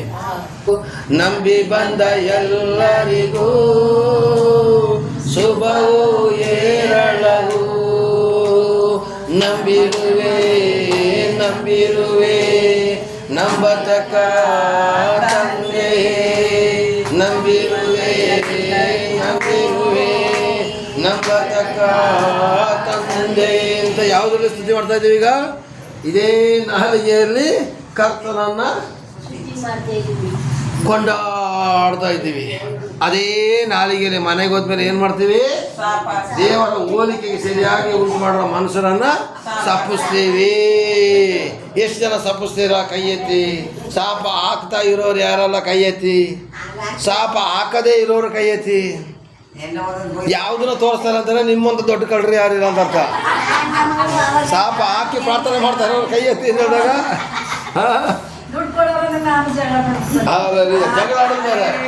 ಜಗಳ ಆಡೋದು ಬೇರೆ, ಶಾಪ ಹಾಕೋದು ಬೇರೆ. ಜಗಳಾಡೋದೇ ಬೇರೆ, ಶಾಪ ಹಾಕೋದೇ ಬೇರೆ. ಹಲ್ಲೆಲೂಯಾ. ಒಂದು ನಿಮಿಷ ಕೇಳಿಸ್ಕೊಳ್ಳಿ. ಈಗ ಪುನಃ ಇನ್ನೊಂದ್ಸಲ ಕೇಳ್ತೀನಿ. ಶಾಪ ಹಾಕ್ತಾ ಇರೋರು ಎಷ್ಟು ಜನ ಇದ್ದೀರಾ? ಕೈ ಎತ್ತಿ. ಶಾಪ ಹಾಕದೇ ಇರೋ ಎಷ್ಟು ಜನ ಇದ್ದೀರಾ? ನೋಡಿ, 2-3 ಜನ ಬಿಟ್ಟರೆ ಬಾಕಿ ಇರೋರೆಲ್ಲರೂ ಕಳ್ರಿ. ಯಾಕಂದರೆ ಒಂದಲ್ಲ ಒಂದು ರೀತಿಯಲ್ಲಿ ಶಾಪ ಹಾಕಿ ನಾವು ಪ್ರಾರ್ಥನೆಗೆ ಕೂತ್ಕೊಂಡ್ರೆ ಪ್ರಾರ್ಥನೆಯನ್ನು ಸ್ವಾಮಿ ಕೇಳೋದಿಲ್ಲ. ಸ್ವಾಮಿ ಹೇಳ್ತಾರೆ, ನಾಲಿಗೆಯಿಂದ ತಂದೆಯಾದ ದೇವರನ್ನು ಕೊಂಡಾಡ್ತೀರಾ, ನಂಬಿ ಬಂದ ಎಲ್ಲರಿಗೂ ಶುಭವು ಏರಳು ಅಂತ ಹೇಳೋದನ್ನ ಇವತ್ತು ನೀವು ಆಡಿದ್ದೀರಾ. ಆದರೆ ಸ್ವಾಮಿ ಹೇಳ್ತಾರೆ, ಅದೇ ಹೋಲಿಕೆ ಸರಿ ಮನುಷ್ಯರನ್ನು ಸಪ್ಪಿಸ್ತೇವೆ. ಯಾವ ಥರ ಸಪ್ಪಿಸ್ತೀವಿ ಗೊತ್ತಾ? ಲೋಕದಲ್ಲಿ ಇದ್ದಾಗ ಬೇರೆ ಬೇರೆ ದೇವ್ರುಗಳಿಗೆ ನಾವು ಮಾಡಿ ಮಾಡಿ ಮಾಡಿ ಸಾಪಾಕಿ ಪ್ರಾರ್ಥನೆ ಮಾಡಿ ಅಭ್ಯಾಸ ಅಲ್ವಾ? ಯೇಸು ಹತ್ರ ಬಂದಾಗಲೂ ಹಂಗೇನೆ, ಅಂಕಲ್ ಅವನು ನನಗೆ ಒಂದು 10,000 ಕೊಡ್ಬೇಕು ಅಂಕಲ್. ಕೊಡದೇ ಇದ್ದರೆ ಅವನಿಗೆ ಇವತ್ತಿಂದನೇ ಜ್ವರ ಬರಬೇಕು, ಇವತ್ತಿಂದನೇ ಕಾಯಿಲೆ ಬರಬೇಕು, ಇವತ್ತಿಂದನೇ ಕಾಲು ಮುರಿದು ಹೋಗ್ಬೇಕು. ಅಲ್ಲ ಕಂಡ್ರಮ್ಮ, ನೀವು ಅವನಿಗೆ ಸಾಪಾಕಿ ಅವನ ಕಾಲು ಮುರಿದು ನಿಮಗೇನಮ್ಮ ಆಶೀರ್ವಾದ? ನಿಮ್ಮ ದುಡ್ಡು ಬರಲಿಂದ ಪ್ರಾರ್ಥನೆ ಮಾಡಿ. ಅವನ ಕಾಲು ಮುರಿದೋಗ್ಲಿ ಪ್ರಾರ್ಥನೆ ಮಾಡಿ. ಅವನ ಕಾಲು ಮುರಿದ್ರೆ ನಿಮ್ಮ ದುಡ್ಡೇ ಬರೋದಿಲ್ಲ. ನಿಜಾನ? ಹಲ್ಲೆಲೂಯಾ. ಅವನ ಕಾಲು ಮುರಿದ್ರೆ ಮಂಜಮ್ಮ ನಿಮ್ಗೆ ದುಡ್ಡೇ ಬರೋದಿಲ್ಲ. ಚೆನ್ನಾಗಿದ್ರೆ ಬಂದೇ ಬರ್ತದೆ. ಅವ್ನು ಕೊಡುವಂಥ ಮನಸ್ಸು ಕೊಡ್ಲಿ ಪ್ರಾರ್ಥನೆ ಮಾಡ್ರಮ್ಮ. ಯಾರೇ ಏನೇ ತಪ್ಪು ಮಾಡೋದು ಕೂಡ ಇವತ್ತು ಮಕ್ಕಳಿಗೆ ಸಾಪಾಕೋದು. ದಡ್ಡ ಓದಕ್ಕಾಗೋದಿಲ್ಲ ನೋಡು, ಏನು ದಡ್ಡ. ನೀವು ಬಾಯಲ್ಲಿ ಎಷ್ಟು ಸಲ ದಡ್ಡ ಹೇಳ್ತಾರೆ, ನಿಮ್ಮ ಮಕ್ಕಳು ದಡ್ಡನೇ ಆಗೋದು. ಇದೇ ಕೆಲಸ ನಾನು ಮೊದಲು ಮಾಡ್ತಾ ಇದ್ದೆ. ನಾನೇನು ಒಳ್ಳೆಯವನಲ್ಲ, ದಡ್ಡಿ ಹೇಳೋದಕ್ಕಿಂತ ನೀನು ಓದಿ ಪ್ರೋತ್ಸಾಹ ಕೊಡಿ, ಪಕ್ಕದ ಮನೆ ಮಕ್ಕಳಿಗೆ ಹೋಲಿಸ್ಬಿಟ್ಟು ಹೇಳ್ಬೇಡಿ. ನೋಡು ನೀನು ರ್ಯಾಂಕ್ ತೆಗಿಬೇಕಷ್ಟೇ, ರ್ಯಾಂಕ್ ತೆಗಿಬೇಕು. ನಮ್ಮ ಪ್ರೇಮಟಿಗೆ ನಾನು ಅದೇ ಥರ ಹೇಳೋದು, ಆ ಪಾಸ್ಟ್ರ್ ಹಾಗೆ, ಈ ಪಾಸ್ಟ್ರ್ ಅಮ್ಮ ಹಿಂಗೆ, ಇವರು ಹಂಗೆ, ಅವ್ರು ಹಂಗೆ, ಅದೆಲ್ಲ ಹೇಳ್ಕೋಬೇಡ. ನಮಗೆ ಬೇಕಾಗಿರೋದೇನು, ನಾವು ಹೆಂಗೆ ಅಂತ ಮಾತ್ರ. ಅವ್ರ ಮಕ್ಕಳು ಹಂಗೆ ಬೈಕಲ್ಲಿ ಹೋಗ್ತಾರೆ, ಇವ್ರ ಮಕ್ಕಳು ಹಂಗೆ, ಅದನ್ನು ಕೇಳ್ಕೊಬೇಡಿ. ನನ್ನ ಮಕ್ಕಳನ್ನ ಮಾತ್ರ ನಾವು ಪಾಲನೆ ಪೋಷಣೆ ಮಾಡ್ಕೋಬೇಕು. ನನ್ನ ಮನೆ ಕರೆಕ್ಟಾಗಿದ್ದರೆ ನನ್ನ ಪರಿಸರನೂ ಕರೆಕ್ಟಾಗಿರ್ತದೆ. ನಮ್ಮ ಮಕ್ಕಳು 10 ಜನ ಸಾಕ್ಷಿ ಹೇಳಬೇಕು. ಇವತ್ತು ಮಕ್ಕಳಿಗೆ ಶಾಪ ಹಾಕೋದು ಎಷ್ಟು ಜನ ಇದ್ದಾರೆ ಗೊತ್ತಾ? ಗಂಡ ಹೆಂಡತಿಗೆ ಶಾಪ ಹಾಕೋದು, ಐ ನೀನು ಹಂಗಾಗೋಗ ಹಿಂಗಾಗೋಗ ಅಂತೇಳಿ. ಹೆಂಡತಿ ಗಂಡನಿಗೆ ಶಾಪ ಹಾಕೋದು, ನೀನು ವಾಪಸ್ ಬರಲೇಬಾರ್ದು ಮನೆಗೆ ಅಂತೇಳಿ. ಇದೆಲ್ಲ ಏನಾಗ್ತದೆ ಗೊತ್ತಾ? ಪ್ರಾರ್ಥನೆ ಮಾಡಿ ಪ್ರಯೋಜನ ಇಲ್ಲ. ಗಂಡ ಹೆಂಡ್ತಿನ ಬೈಬಾರ್ದು, ಹೆಂಡ್ತಿ ಗಂಡನಿಗೆ ಶಾಪ ಹಾಕಬಾರ್ದು. ಬೈಯೋದು ಜಗಳಾಡೋದು ಸಂಸಾರದಲ್ಲಿ ಇದ್ದೇ ಇರ್ತದೆ. ಶಾಪ ಅಂತ ಹೇಳೋಂಥಲ್ಲಿ ಇವತ್ತು ರಾಜೀನಾಮೆ ಕೊಡಿ. ಪ್ರತಿಯೊಂದು ಮನೆಯಲ್ಲೂ ಕೂಡ ಜಗಳ ಆಗಿ ಆಗ್ತದೆ. ಸಣ್ಣ ಪುಟ್ಟ ವಿಷಯಗಳಿಗೆ ಜಗಳ ಆಗ್ತದೆ. ಜಗಳ ಆಗೋದಿಲ್ಲ ಅಂದರೆ ಆ ಯಾರ ಮೇಲೆ ಜಗಳನೇ ಆಗೋದಿಲ್ಲ ಅಂತೀರೋ ಇವತ್ತೇ ಅವ್ರನ್ನ ಯೇಸುಮ್ಮ ಕರ್ಕೊಂಡು ಹೋಗ್ಬಿಡ್ತಾರೆ. ನೀವು ಸತ್ತೋಗ್ಬಿಡ್ತೀರಾ. ಯಾಕೆಂದೇಳಿ ಇನ್ನು ನಾಳೆ ಜಗಳ ಬಿಟ್ಟರೆ ಪಾಪ ಆಗ್ಬಿಡ್ತಾರಲ್ಲ, ಇವತ್ತೇ ಯೇಸುಮ್ಮ ಕರ್ಕೊಂಡ್ಬಿಡ್ತಾರೆ. ಅದಕ್ಕೆ ಸುಳ್ಳು ಜಗಳ ಆಗಿ ಆಗ್ತದೆ. ಚಿಕ್ಕ ವಿಷಯಕ್ಕಾದ್ರೂ ಜಗಳ ಆಗ್ತದೆ. ಯಾವ ಥರ ಗೊತ್ತಾ? ಈಗ ಚರ್ಚಲ್ಲಿ ಪಾಸ್ಟರ್ಗಳ ಮನೆಯಲ್ಲಿ ಜಗಳ ಆಗ್ತದೆ. ಯಾವ ಥರ ಅಂತ ಹೇಳ್ತೀನಿ ಕೇಳಿ. ಪಾಸ್ಟರ್ ಅಮ್ಮ ಯಾರ್ದೋ ಒಂದು ಮಾತು ಕೇಳ್ಕೊಂಡ್ಬಂದು ಪಾಸ್ಟರ್ನ ಕೇಳ್ತಾರೆ, ನಿನಗೆ ಯಾಕೆ ಏನಾದಲ್ಲ, ನೀವು ಸುಮ್ಮನೆ ಪ್ರಾರ್ಥನೆ ಮಾಡಿದ್ರೆ ಗಂಡ ಸೀರಿಯಸ್ ಆಗಿ ಜಗಳ ಆಡ್ತಾನೆ. ಎಂಟು ಜಗಳ ಆಡ್ತಾರೆ, ನೀವು ಯಾಕ್ರಿ ಹಂಗೆ ವಾಕ್ಯ ಕೊಟ್ರಿ ಕೇಳ್ತಾರೆ. ಅದು ಜಗಳ ಅಲ್ಲ, ಅದೊಂದು ಅನ್ಯೋನ್ಯತೆ ಒಂದು ಸಂಕೇತ, ತಿದ್ದುವಿಕೆಯ ಸಂಕೇತ. ಎಲ್ಲ ನಾನು ಜಗಳ ಅಂತ ಯಾಕೆ ತಗೊಳ್ತೀರಾ? ಅದನ್ನು ತಿದ್ದುವಿಕೆಯಾಗಿ ತಗೊಳ್ಳಿ. ನನ್ನ ಹೆಂಡತಿ ಎಷ್ಟೋ ಸಲ ನನಗೆ ದಾರಿ ತರ್ತಾಳೆ ಗೊತ್ತಾ? ನೀನು ಹಿಂಗೆ ಮಾಡಿರಿ, ನೀವು ಇಂಥ ಮಾತಾಡ್ತಿರಲಿಲ್ಲ, ಈ ಥರ ಮಾಡಿರಿ, ನೀವು ಹಿಂಗೆ ಮಾಡಿರಿ ಅಂತ ನನಗೆ ಹೇಳ್ತಾಳೆ. ನಾನು ತಿದ್ಕೊಳ್ತೀನಿ. ಯಾಕೆಂದೇಳಿ ನನ್ನ ಹೆಂಡತಿದ ನನ್ನ ಮೂಲೆ ಗುಂಪು ಮಾಡಬಾರ್ದು. ಅವಳು ಹೇಳೋಂಥ ಮಾತಿನಲ್ಲಿ ಕೆಲವೊಂದು ಹಿತವಚನಗಳಿರ್ತವೆ, ನಾನು ತಗೋಬೇಕು ಪ್ರಿಯರೇ. ನಿಮ್ಮ ಗಂಡ ಹೇಳ್ದಂಥ ಮಾತನ್ನ ಕೇಳಬೇಕು. ಮಕ್ಕಳೇ, ತಂದೆ ತಾಯಿಗಳು ಹೇಳ್ದಂಥ ಮಾತನ್ನ ಮೀರಬಾರ್ದು. ಯಾವಾಗ ನೀವು ಮಿತಿ ಮೀರ್ತಿರೋ ಆಟೋಮೆಟಿಕ್ಕಾಗಿ ತಂದೆ ತಾಯಿಗಳು ಗೊತ್ತಿಲ್ಲದೆ ಮಕ್ಕಳಿಗೆ ಶಾಪ ಕೊಡ್ತಾರೆ. ನಡೀತಿರೋದು ಹೇಗೆ? ಹೆಂಡತಿ ಬಂದರೆ ನಿನಗೆ, ಹೆಂಡತಿ ಬಂದಮೇಲೆ ನಿಮ್ಮ ಅಪ್ಪ ಅಮ್ಮನ ನೋಡಿದ್ರೆ ನೀನು ಬೇರೆ ಮನೆ ಮಾಡಿದ್ರೆ ನಿಮ್ಮ ಅವ್ವ ಅಪ್ಪ ಶಾಪ ಕೊಡ್ತಾರೆ. ಆದರೆ ಆ ಶಾಪ ತಗೊಳ್ಬಿಡುತ್ತೆ ಗೊತ್ತಾ? ಆ ಶಾಪ ತಗೊಳ್ಬಿಟ್ಟಾಗ ನಿಮ್ಮ ಮಕ್ಕಳಿಗೆ ಬರಬಾರ್ದ ರೋಗಗಳು ಬಂದು ಸತ್ತೋದ್ರೆ ನಿಮ್ಮ ಕಣ್ಣಲ್ಲೇ ನೀವು ನೋಡಬೇಕು. ಮಕ್ಕಳಿಗೆ ಶಾಪ ಬೇಡ, ಹೆಂಡತಿಗೆ ಶಾಪ ಬೇಡ, ಗಂಡನಿಗೆ ಶಾಪ ಬೇಡ. ಅಕ್ಕಪಕ್ಕದ ಮನೆಯವರಿಗೆ ಶಾಪ ಹಾಕೋದಕ್ಕಿಂತ ಅವರಿಗೋಸ್ಕರ ಪ್ರಾರ್ಥನೆ ಮಾಡಿ. ಅವ್ರಿಗೋಸ್ಕರ ಏನು ಮಾಡಬೇಕು? ನಮಗೆ ವಿರುದ್ಧವಾಗಿ ಯಾರು ನೋವು ಮಾಡ್ತಾರೋ ಅಂಥವ್ರಿಗೆ ಪ್ರಾರ್ಥನೆ ಮಾಡ್ರಿ. ಪ್ರಾರ್ಥನೆ ಮಾಡಿದಾಗ ನಿಮ್ಮ ಶತ್ರು ನಿಮಗೆ ಮಿತ್ರರು ಆಗಿ ಬರ್ತಾನೆ, ನಿಮ್ಮ ಕ್ಲೋಸ್ ಫ್ರೆಂಡ್ ಆಗ್ತಾನೆ, ನಿಮ್ಮ ಜೊತೆಯಲ್ಲಿ ಆಲಯಕ್ಕೆ ಬರ್ತಾನೆ, ಗ್ಯಾರಂಟಿ. ಆಮೇನ್. ಆದರೂ ನನಗೆ ಡೌಟೇ, ಮನೆ ಹೋಗಿ ಸಲ ಶಾಪ ಹಾಕ್ತಿರೋ. ಅಲ್ಲಲ್ಲಿಯ ಪ್ರೈಸ್ ದಿ ಲಾರ್ಡ್. ಎರಡನೇ ಪ್ರಾರ್ಥನೆಗೆ ಬರೋಣ ಈಗ. ಅಲ್ಲಲ್ಲಿಯ ಅಲ್ಲಲ್ಲಿಯ ಕ್ಷಮಿಸದೆ ಪ್ರಾರ್ಥಿಸುವುದು. ಕ್ಷಮಿಸದೆ ಪ್ರಾರ್ಥಿಸಬೇಡಿ. ದಯವಿಟ್ಟು ಕ್ಷಮೆ ಕೊಡದೇ ಪ್ರಾರ್ಥನೆ ಮಾಡೋಕ್ಕೆ ಹೋಗಬೇಡಿ. ಅಲ್ಲಲ್ಲಿಯ ಅಲ್ಲಲ್ಲಿಯ ಅಲ್ಲಲ್ಲಿಯ. ಇವತ್ತು ಸುಮಾರು ಜನ ಇದ್ದಾರೆ ಕ್ಷಮಾಪಣೆ ಕೊಡೋದಿಲ್ಲ. ದೇವರು ಬೈಬಲ್ ಪುಸ್ತಕದಲ್ಲಿ ಬರೆದಿದೆ, ಕ್ಷಮಾಪಣೆ ಕೊಡಿ, ಕ್ಷಮಾಪಣೆ ಕೊಡಿ, ಕ್ಷಮಾಪಣೆ ಕೊಡಿ ಅಂತ ಹೇಳಿದ್ರೆ ಕ್ಷಮಿಸೋದಿಲ್ಲ. ಅಂಕಲ್ ನಾನು ಕ್ಷಮಿಸ್ತೀನಿ ಆಯಿತಾ, ಆದರೆ ಎಷ್ಟು ಬೇಕೋ ಅಷ್ಟರಲ್ಲೇ ಇರ್ತೀನಿ. ಏನು ಪ್ರಯೋಜನ? ಏನು ಪ್ರಯೋಜನ? ಈಗ 25 ಮಾರ್ಕ 11:25 ಓದಿ ಓದಿ ಓದಿ ಓದಿ ಓದಿ ಜೋರಾಗಿ ಓದಪ್ಪ, ಸೌಂಡ್ ಜೋರಾಗಿ ಬರಬೇಕು. ಇದಲ್ಲದೆ ನೀವು ನಿಂತುಕೊಂಡು ಪ್ರಾರ್ಥನೆ ಮಾಡುವಾಗೆಲ್ಲ ಯಾರ ಮೇಲೆ ಏನಾದರೂ ವಿರೋಧವಿದ್ದರೆ ಅದನ್ನು ಅವನಿಗೆ ಕ್ಷಮಿಸದಿದ್ದರೆ ಪರಲೋಕದಲ್ಲಿರುವ ನಿಮ್ಮ ತಂದೆಯು ಸಹ ನಿಮ್ಮ ತಪ್ಪುಗಳನ್ನು ನಿಮಗೆ ಕ್ಷಮಿಸುವನು. ನೋಡಿ, ಇದಲ್ಲದೆ ನೀವು ನಿಂತುಕೊಂಡು ಪ್ರಾರ್ಥನೆ ಮಾಡುವಾಗೆಲ್ಲ ಯಾರ ಮೇಲೆ ಏನಾದರೂ ವಿರೋಧವಿದ್ದರೆ ಕ್ಷಮಿಸಿರಿ. ಪ್ರಾರ್ಥನೆ ಮಾಡುವಾಗ ನಾವು ಕ್ಷಮಿಸಲಿಲ್ಲ ಅಂತಂದರೆ ನಮ್ಮ ಪ್ರಾರ್ಥನೆ ಸ್ವರ್ಗಕ್ಕೆ ಹೋಗೋದಿಲ್ಲ, ಇಲ್ಲೇ ಇರ್ತದೆ. ಅಣ್ಣ, ಯಾಕಣ್ಣ ಇನ್ನೂ ನನ್ನ ಮಗಳಿಗೆ ಬಿಡುಗಡೆ ಆಗಿಲ್ಲ? ಯಾಕೆ ಅಂಕಲ್ ನನ್ನ ಮಗನಿಗೆ ಇನ್ನು ಬಿಡುಗಡೆ ಆಗಿಲ್ಲ? ಯಾಕೆ ಪಾಸ್ಟ್ರೆ ನನ್ನ ಹೆಂಡತಿ ಹಿಂಗೇನೆ ಗುಚ್ಕೆಂಪಿ ಥರ ಆಡ್ತಾಳೆ? ಯಾಕೆಂದರೆ ನೀನು ಪ್ರಾರ್ಥನೆ ಮಾಡ್ತಾಯಿಲ್ಲ, ಕ್ಷಮಿಸ್ತಾ ಇಲ್ಲ.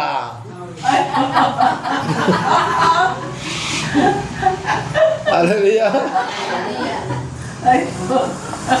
ಗೊತ್ತಾಯ್ತಾ? ಪಾಸ್ಟ್ ತಪ್ಪ,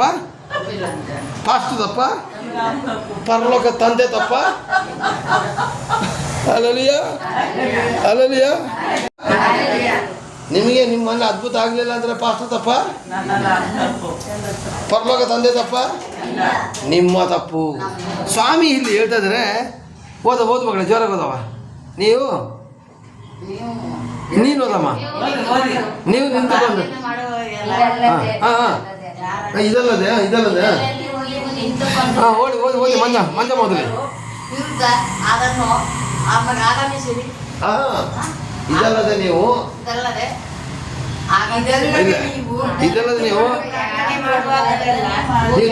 ಒಂದು ನಿಮಿಷ ಪ್ರೇಮ, ಒಂದು ನಿಮಿಷ. ನಿಮ್ಮ ಬಾಯಲ್ಲಿ ವಾಕ್ಯ ಓದೋ ತಪ್ಪೋಗ್ಬಿಟ್ರು ಪರವಾಗಿಲ್ಲ, ನೀವು ಓದಿ. ಇನ್ನು ಯಾವಾಗ ಬಾಯಿ ತಪ್ಪಿ ಓದ್ತಿದ್ರೆ ನಿಮ್ಮ ಮನೇಲಿ ಬೈಬಲ್ ಓದ್ತಿಲ್ಲ ಅಂತ ಅರ್ಥ ಆಗೋದು. ಗೊತ್ತಾಯ್ತಾ? ಹಾಂ ಸರಿ, ಓದಪ್ಪ. ಹಾಂ ಓದಿ. ಇದಲ್ಲದೆ ನೀವು ನಿಂತುಕೊಂಡು ಪ್ರಾರ್ಥನೆ ಮಾಡುವಾಗೆಲ್ಲ ಯಾರ ಮೇಲೆ ಏನಾದರೂ ವಿರೋಧ ಇದ್ದರೆ ಅದನ್ನು ಅವನಿಗೆ ಕ್ಷಮಿಸಿರಿ. ನಿಂತುಕೊಂಡು ಪ್ರಾರ್ಥನೆ ಮಾಡುವಾಗೆಲ್ಲ ಯಾರ ಮೇಲೆ ಏನಾದರೂ ವಿರೋಧವಿದ್ದರೆ ಕ್ಷಮಿಸಬೇಕಂತೆ. ಹಾಗಾದರೆ ನೀವು ಯಾರಿಗೆಲ್ಲ ಕ್ಷಮಿಸ್ಬೇಕೋ 1 ನಿಮಿಷ ಸಭೆಯಲ್ಲೇ ಕ್ಷಮಿಸ್ಬಿಡಿ. ಯಾಕಂದ್ರೆ ನೀವು ಮನೆಗೆ ಹೋಗಿ ಕ್ಷಮಿಸೋದಿಲ್ಲ, ನನಗೆ ಗೊತ್ತು. ಇಲ್ಲೇ 1 ನಿಮಿಷ ಕ್ಷಮಿಸ್ಬಿಡಿ, ಧ್ಯಾನ ಮಾಡಿ. ಯಾರೆಲ್ಲ ನಿಮಗೆ ಶತ್ರುಗಳಿದ್ದಾರೋ ಅವ್ರನ್ನೆಲ್ಲ ಕ್ಷಮಿಸಿ. ಅವ್ರು ಯಾರು ಶತ್ರುಗಳಲ್ಲ, ಇದೊಂದನ್ನು ಅರ್ಥ ಮಾಡ್ಕೊಳ್ಳಿ. ಅವ್ರು ಯಾರು ಶತ್ರುಗಳಲ್ಲ. 1 ನಿಮಿಷ ಈ ಆಲಯ ಬಿಟ್ಟು ಹೋಗುವಾಗ ನೀವು ಕ್ಷಮಿಸಿ. ನಾನು ಕೂಡ ಒಂದು ಕೊಡಗಿನ ಅಮ್ಮ ಕೊಡೋ ಜಾತಿ ಬ್ರಾಹ್ಮಣರ ಕುಟುಂಬದಿಂದ ಬಂದಾಗ ನನಗೆ ಚರ್ಚಿಗೆ, ನಾನು ಕ್ಯಾಥೋಲಿಕ್ ಸೆಂಟ್ರ್ ಚರ್ಚಿಗೆ ಹೋಗ್ತಾ ಇದ್ದೆ. ಆ ಚರ್ಚಿಗೆ ಹೋದಾಗ ಫಸ್ಟ್ ದಿವಸ ಸಿಕ್ಕಿರೋಂಥ ವಾಕ್ಯನೇ ನೀವೆಲ್ಲರನ್ನ ಕ್ಷಮಿಸಿ ಅಂತ ಹೇಳೋದು. ನಾನಾಗ ನನ್ನ ಹೆಂಡ್ತಿಗೆ ಹೇಳಿದೆ, ಆ ಪಾತ್ರೆಗೆ ಹುಚ್ಚು ಬಂದುಬಿಟ್ಟಿದೆ ಕಣೆ, ಎಲ್ಲರನ್ನ ಕ್ಷಮಿಸಿದ ಹೇಳ್ತಾರೆ. ಆದರೆ ನಮ್ಮದ್ರಲ್ಲಿ ಹೇಳ್ತಾ ಇದೆ ದುಷ್ಟ ಶಿಕ್ಷಕ ಶಿಷ್ಟ ರಕ್ಷಕ ಅಂತೇಳಿ. ದುಷ್ಟರಿಗೆಲ್ಲ ಶಿಕ್ಷೆ ಕೊಡೋದ್ರೆ ಇವತ್ತು ನಾನು ನೀನು ಉಳಿತಾ ಇರಲಿಲ್ಲ. ಕೊನೆಗೆ ನನ್ನ ಹೆಂಡ್ತಿ, ರೀ ನಾವು ಹೇಳಿದ್ರು ಕೇಳೋಣ ಕಂಡ್ರೆ ಸುಮ್ಮನೆ ಅಂತ ಹೇಳಿದ್ರು. ಕೊನೆಗೆ ನಾನು ಹೆಂಡ್ತಿ ಲೀಸ್ಟ್ ಮಾಡಿದ್ದು ಕ್ಷಮಿಸಿದ್ದು, ಲೀಸ್ಟ್ ಮಾಡಿದ್ದು ಕ್ಷಮಿಸಿದೆ. ಸಾಧ್ಯವಾದಷ್ಟು ಕ್ಷಮಿಸಿ ಪ್ರಾರ್ಥನೆ ಮಾಡ್ದೋ. ಆದ್ದರಿಂದ ಇವತ್ತು ಗಂಡ ಹೆಂಡ್ತಿರು ಜೀವಂತವಾಗಿ ದೇವರ ಸೇವೆ ಮಾಡ್ತಾ ಇದ್ವಿ. ಅಲ್ಲಲ್ವಾ? ನೀವು ನಿಮ್ಮ ಮಕ್ಕಳು ಕೂಡ ದೇವ್ರ ಸೇವೆ ಮಾಡಬೇಕಾ? ನಿಮ್ಮ ಮನೇಲಿ ಅಭಿವೃದ್ಧಿ ಆಗಬೇಕಾ? ಯಾರ್ದು ಸೌಂಡ್ ಇಲ್ಲ ಯಾಕತ್ತ? ಅಭಿವೃದ್ಧಿ ಆಗೋದು ಬೇಡ. ಅವ್ರಿಗೆ ಏನು ಗೊತ್ತಾ? ಯಾರ್ದು ಸೌಂಡ್ ಇಲ್ಲ ಯಾಕತ್ತಾ? ಅಭಿವೃದ್ಧಿ ಆಗದಿದ್ರೂ ಪರವಾಗಿಲ್ಲ, ನಾನು ಕ್ಷಮಿಸೋದಿಲ್ಲ ಅಂತ ಇಲ್ಲಿ ಇರೋರು. ಕ್ಷಮಿಸಬೇಕಾದ್ರೆ ಸ್ವಲ್ಪ ಹೇಳಿ, ನಿಮ್ಮ ಮನೇಲಿ ಅಭಿವೃದ್ಧಿ ಆಗಬೇಕಾ?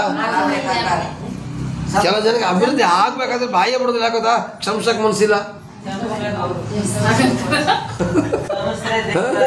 ಏನು ಮಾಡೋಣ? ನೋಡಿ ಪ್ರಿಯರೇ, ಕ್ಷಮಿಸ್ಬಿಡೋಣ. ಎಂಥ ದೊಡ್ಡ ಶತ್ರುವೇ ಆಗಿದ್ರು ಕೂಡ ಕ್ಷಮಿಸ್ಬಿಡೋಣ. ಈಗ ನಮ್ಮ ಪ್ರೇಮಟ್ಟಿದ್ದು ಆಸ್ತಿದು ದುಡ್ಡು ತುಂಬ ಬರಲಿಕ್ಕಿದೆ, ಲಕ್ಷಾಂತರ ರೂಪಾಯಿ ಬರಲಿಕ್ಕಿದೆ. ಮೋಸ ಮಾಡಿದ್ರು. ನಾನು ನಮ್ಮ ಪ್ರೇಮಂತಿಗೆ ಏನು ಹೇಳುತ್ತಾ, ಕ್ಷಮಿಸ್ಬಿಟ್ಟು ಪ್ರಾರ್ಥನೆ ಮಾಡೋದು ಹೇಳಿ. ಈಗಲೂ ಕೂಡ ಅವಳ ಹೃದಯದಲ್ಲಿ ಅವ್ರ ಬಗ್ಗೆ ಕಿಂಚಿತಾದ ತಪ್ಪಾದ ಭಾವನೆ ಇಲ್ಲ. ಅವರ ತಮ್ಮನನ್ನು ಕ್ಷಮಿಸಿದಾಳೆ. ಒಂದು ಹೇಳ್ತೀನಿ ಪ್ರಿಯರೇ, ಕ್ಷಮಿಸಿದಾಗ ಅವರೇ ಹಾಳಾಗ್ತಾರೆ ಹೊರತು ನಾವು ಹಾಳಾಗೋದಿಲ್ಲ.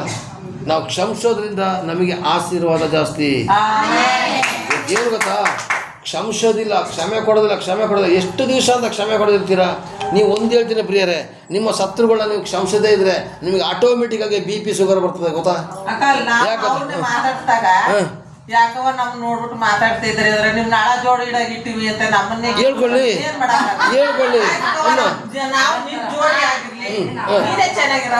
ಅಷ್ಟೇ. ನಾನು ನಿಮ್ಗೊಂದು ಮಾತು ಹೇಳ್ತೀನಿ, ಕೇಳಿಸ್ಕೊಳ್ಳಿ ಪ್ರಿಯರೇ. ಲೋಕದಲ್ಲಿ ಇರತಕ್ಕಂಥ ಜನಗಳನ್ನ ಹೋಗಿ ನಾನು ನಿನ್ನ ಕ್ಷಮಿಸ್ತೀನಿ ಅಂತ ಹೇಳಕ್ ಹೋಗ್ಬೇಡಿ. ಇಲ್ಲಿ ಸ್ವಾಮಿ ಹೇಳಿರೋದು ಪ್ರಾರ್ಥನೆ ಮಾಡುವಾಗ ಕ್ಷಮಿಸಿ ಅಂತ. ನೀನು ಡೈರೆಕ್ಟ್ ಆಗಿ ಹೋಗಿ ನನ್ನ ಕ್ಷಮಿಸ್ತಿದ್ರೆ ಅವಳು ಏನು ಹೇಳ್ತಾ ಗೊತ್ತಾ, ನೀನು ಹಳೆ ಜೋಡಿ ಇಟ್ಟಂಗೆ ಇರ್ತೀನಿ ಅಂತ ಹೇಳ್ತಾಳೆ. ಈಗ ಒಳ್ಳೆ ಮಾತು ಹೇಳಿದ್ರು. ಈಗ ಮೂಗರಮ್ಮ ಏನು ಹೇಳಿದ್ರು, ಒಬ್ಬರನ್ನ ಹೋಗಿ ಕೇಳಿಸ್ಕೊಂತೆ.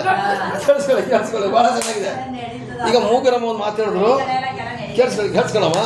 ಮೂಗರಮ್ಮ ಒಂದು ಮಾತಾಡಿದ್ರು, ಯಾರಿಗೊಬ್ರಿಗೆ ಕ್ಷಮಿಸ್ತೀನಿ ಅಂತ ಹೇಳಿದಾಗ ಅವಳು ಹೇಳ್ದಂತೆ, ನಿನ್ನ ಕ್ಷಮಿಸೋದಲ್ಲ, ನಿನ್ನ ಹಳೆ ಜೋಡಿ ಇಟ್ಟಂಗೆ ಇಟ್ಟಿದ್ದೀನಿ ಅಂತೇಳಿ. ಓಕೆ, ಹಳೆ ಜೋಡಿ ಇಟ್ಟಂಗೆ ಇಟ್ಟಿದ್ದು ಹೇಳ್ತಾನೆ, ಇಟ್ಕೊಳ್ಳಿ ಬಿಡಿ. ಆ ಜೋಡಿ ಇಲ್ಲಂದ್ರೆ ಅವಳು ಕಾಲಿಗೆ ಕಲ್ಲು ಮುಳ್ಳು ಚುಚ್ಚುತ್ತದಲ್ಲ, ಅದು ಅವಳಿಗೆ ಗೊತ್ತಿಲ್ಲ ಆ ಜೋಡಿ ಎಷ್ಟು ಒಳ್ಳೇದು ಅಂತೇಳಿ. ಇರಲಿ, ನೀವು ಸ್ವಾಮಿ ಹೇಳೋದ್ರಲ್ಲಿ ನಿಂತುಕೊಂಡು ಪ್ರಾರ್ಥನೆ ಮಾಡುವಾಗೆಲ್ಲ ಯಾರ ಮೇಲೆ ವಿರೋಧ ಕ್ಷಮಿಸಿ. ನೀವು ಡೈರೆಕ್ಟಾಗಿ ಹೋಗಿ ಕ್ಷಮೆ ಕೇಳಿದ್ರೆ ರೌಡಿಯಾಗಿ ಹಿಡ್ಕೊಂಡು ಹೊಡಿತಾನೆ, ಗಲಾಟೆ ಮಾಡ್ತಾನೆ. ನೀವು ಹೃದಯದಲ್ಲಿ ಅವನ ಕ್ಷಮಿಸ್ಬಿಡಿ. ಅವನ ಸಂದರ್ಭ ಸಿಕ್ಕಿದಾಗ ಮಾತಾಡ್ಸೋಕೆ ಪ್ರಯತ್ನ ಪಡಿ. ನಾನು ನಿನ್ನ ಕ್ಷಮಿಸಿದ್ದೀನಿ ಅಂತ ಬಾಯಲ್ಲಿ ಹೇಳ್ಬೇಡಿ. ಏನಕ್ಕ ಊಟ ಆಯ್ತಾ ತಿಂಡಿ ಆಯ್ತಾ ಹಂಗೆ ಬನ್ನಿ. ನಾನು ನಿನ್ನ ಕ್ಷಮಿಸಿದ್ದೀನಿ, ನನ್ನ ಕ್ಷಮಿಸ್ಬಿಡ್ತಿದ್ರೆ ಅವನಿಗೆ ಅಹಂಕಾರ ಬರೋದು. ಅವನಿಗೆ ಅಹಂಕಾರ ಬರೋದು ಯಾವಾಗ? ಅವನಿಂದ ಏನಣ್ಣ ಏನಕ್ಕ ತಿಂಡಿ ಆಯ್ತಾ ಕಾಫಿ ಆಯ್ತಾ ಹಿಂಗೆ ರಾಜಿ ಮಾಡ್ಕೊಳ್ಳೋ ಪ್ರಯತ್ನ ಪಡಿ. ಮತ್ತೆ ಅವ್ರಿಗೆ ಸತ್ಯನ ತಿಳಿಸಿ, ನನ್ನ ದೇವರು ನಿನ್ನ ಕ್ಷಮಿಸಲಿ ಕೇಳಿದಾರಪ್ಪ, ಅದಕ್ಕೆ ಕ್ಷಮಿಸ್ತಾ ಇದ್ದೀನಿ. ನೀನು ನನ್ನ ಕ್ಷಮಿಸ್ತೀಯ ಇಲ್ಲೋ ಗೊತ್ತಿಲ್ಲ, ನಾನು ನಿನ್ನ ಕ್ಷಮಿಸಿದ್ದೀನಿ ಅಂತ ಡೈರೆಕ್ಟಾಗಿ ಹೇಳಿ. ನೀವು ಅದು ಬಿಟ್ಬಿಟ್ಟು ನಾನು ನಿನ್ನ ಕ್ಷಮಿಸಿದ್ದೀನಿ ಅಂದರೆ ಹಳೆ ಜೋಡಿ ಇಟ್ಟಂಗೆ ಇರ್ತೀನಿ ಅಂದರೆ ಹೇಳೋದು ಅದು ಅವ್ರು ತಪ್ಪಲ್ಲ. ಅದು ನಮ್ಮ ಏನು ಹೇಳ್ಬೇಕಾಗಿದೆ ಗೊತ್ತಾ? ಇನ್ನು ಮುಂದಕ್ಕೆ ನಿಮ್ಗೆ ಒಂದು ಕೆಲಸ ಹೇಳ್ತೀನಿ, ಯಾರೇ ಶತ್ರುಗಳು ಬಂದರೂ ಕೂಡ ಒಂದೇ ಒಂದು ಮಾತು ಹೇಳಿ, ನಾನು ನಿನ್ನ ಕ್ಷಮಿಸಿದ್ದೀನಿ, ನನ್ನ ದೇವರು ಕ್ಷಮಿಸಲಿಕ್ಕೆ ಹೇಳಿದ್ದಾರೆ, ನೀನು ನನ್ನ ಕ್ಷಮಿಸೋದು ಬಿಡೋದು ನಿನ್ನಿಷ್ಟ ಆದರೆ ನಟಿಗೆ ಬಂದ್ಬಿಡಿ. ಅಷ್ಟು ಮಾಡಿ ಅಲೆಲಿಯಾ. ನೀನು ಅವಳ ಮಾತಾಡ್ಬಿಟ್ಟು ಹಂಗನ್ನಿಸ್ಕೊ ಬಂದಿಲ್ಲ ಅಂತ ನಮ್ಮ ಮನೆಯವ್ರು ಹಂಗಂತಂದ್ರು. ಆಯ್ತು, ನಾವು ದೇವ್ರ ಮಗಳಾಗಿ ಅವಳ ಕಲ್ ಅನ್ನಿಸ್ಕೊಂಡ್ರೆ ನಾವು ಇನ್ನೂ ಚೆನ್ನಾಗೇ ಬಾಳ್ತೀವಿ. ಅನ್ನಿಸ್ಕೊಂಡ್ರೆ ನಮ್ಗೆ ತಿಳಿಯೇನಾಯ್ತು, ನಮ್ಮ ಶತ್ರುಗಳು ಒಬ್ರು ಇವ್ರು ಬರ್ದಲ್ಲ, ಅಕ್ಕ ಚೆನ್ನಾಗಿದೆ ಅಂತ ಕೇಳಿದೆ. ನೀನು ಅದು ಬಿಟ್ಕೊಂಡು ಇನ್ನೇನು ನಾನು ಕೇಳಿಲ್ಲ, ನಾನು ಏನು ತಗೊಂಡು ಇಡಪ್ಪ ಮಾಡ. ಈಗ ನೋಡಿ, ಇವ್ರ ಕರ್ತವ್ಯನ ಇವ್ರು ಮಾಡಿದ್ದಾರೆ. ನಾನು ನನ್ನ ಹೆಂಡತಿನ ತುಂಬ ಕ್ಷಮಿಸ್ತೀನಿ. ನನ್ನ ಹೆಂಡತಿನ ಕ್ಷಮಿಸಿದ್ರು ಕೂಡ ನಾನು ಇನ್ನು ಕೋರ್ಟಿಗೆ ಎಳೆದು ಹೇಳ್ತೀನಿ ಅಂತ ಅವಳು ಹೇಳಿದ್ರೆ ತಪ್ಪೇ ಅದು. ಇವತ್ತೇನು ಗೊತ್ತಾ, ಗಂಡ ಕ್ಷಮಿಸಿದ್ರು ಹೆಂಡತಿ ಕೋರ್ಟಿಗೆ ಎಳಿತಾ ಇರ್ತಾಳೆ, ಮಾತಾಡ್ತಿದ್ದ ವರದಕ್ಷಿಣೆ ಕೇಸು ಓಡೋಗ್ಬಿಟ್ಟು ಅವ್ರ ಮನೆ ಸೇರ್ಕೊಬಿಡೋದು. ತುಂಬ ತಪ್ಪುಗಳು ನಡೀತದೆ. ಒಂದು ನಿಮಿಷ ಅರ್ಥ ಮಾಡ್ಕೊಳ್ರಿ, ದೇವರ ಮಕ್ಕಳು ಅಂತ ನೀವು ಆಗಿದ್ದೀರಾ, ಲೋಕದವರು ಕ್ಷಮಿಸಲಿ ಬಿಡಲಿ ಅದು ಬೇಡ ನಿಮಗೆ. ನೀವು ದೇವರ ಮಕ್ಕಳಾಗಿದ್ದೀರಾ, ಬೈಬಲ್ ಹಿಡಿದಿದ್ದೀರಾ, ದಯವಿಟ್ಟು ನೀವು ಕ್ಷಮಿಸಿ ಪ್ರಾರ್ಥನೆ ಮಾಡಿದ್ರೆ ಮಾತ್ರ ನಿಮಗೆ ಆಶೀರ್ವಾದ. ಕ್ಷಮಿಸಲಿಲ್ಲ ಅಂದರೆ ನಿಮಗೆ ನಿಜವಾಗಿ ಆಶೀರ್ವಾದ ಇಲ್ಲ ಇಲ್ಲ ಇಲ್ಲ. ಹಾಗಾದರೆ ಇವತ್ತು ಆಲಯದಿಂದ ಹೋಗುವಾಗ ಯಾರೆಲ್ಲ ಶತ್ರುಗಳಿದ್ದಾರೋ ನೆನೆಸಿ ಪ್ರಾರ್ಥನೆ ಮಾಡಿ ಕ್ಷಮಿಸ್ತೀರಾ? ಅಲ್ಲಿ ಕ್ಷಮಿಸಿದ್ರೆ ಏನು ಮಾಡ್ತಾರಂತೆ ಓದಿ. ಇಬ್ಬರು ಮೂರು ಜನ ಓದ್ಬೇಡಿ, ಯಾರ್ದೊಬ್ರು ಓದಿ. ಈಗ ಇವಕ್ಕ ಓದಿ. ಓದಿ. ಕ್ಷಮಿಸಿದರೆ ಓದಿ ನೀವು. ಕ್ಷಮಿಸಿದರೆ ಪರಲೋಕದಲ್ಲಿರುವ ನಿಮ್ಮ ತಂದೆಯೂ ಸಹ ನಿಮ್ಮ ತಪ್ಪುಗಳನ್ನು ನಿಮಗೆ ನೀವು ಕ್ಷಮಿಸಿದ್ರೆ ಮಾತ್ರ ದೇವರು ಕ್ಷಮಿಸ್ತಾರೆ.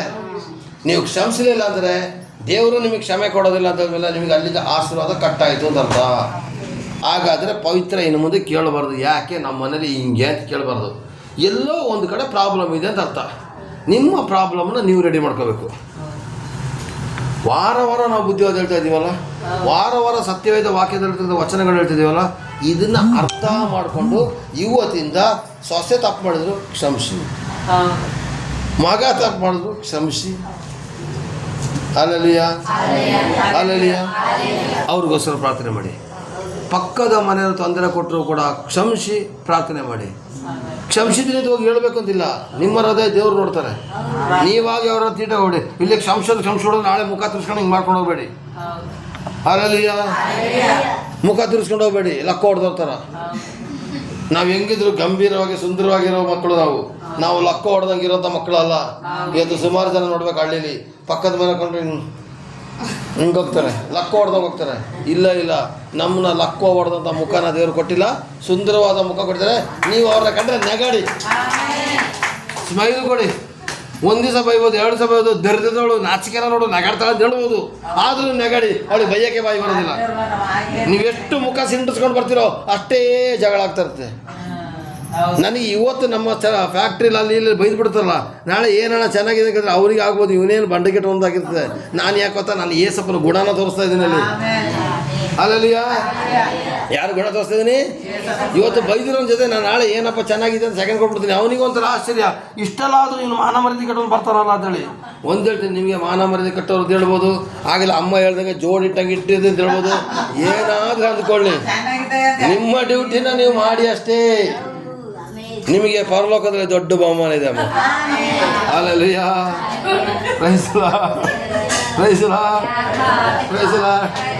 ಈಗ 3ನೇ ಪ್ರಾರ್ಥನೆ ಯಾವುದು?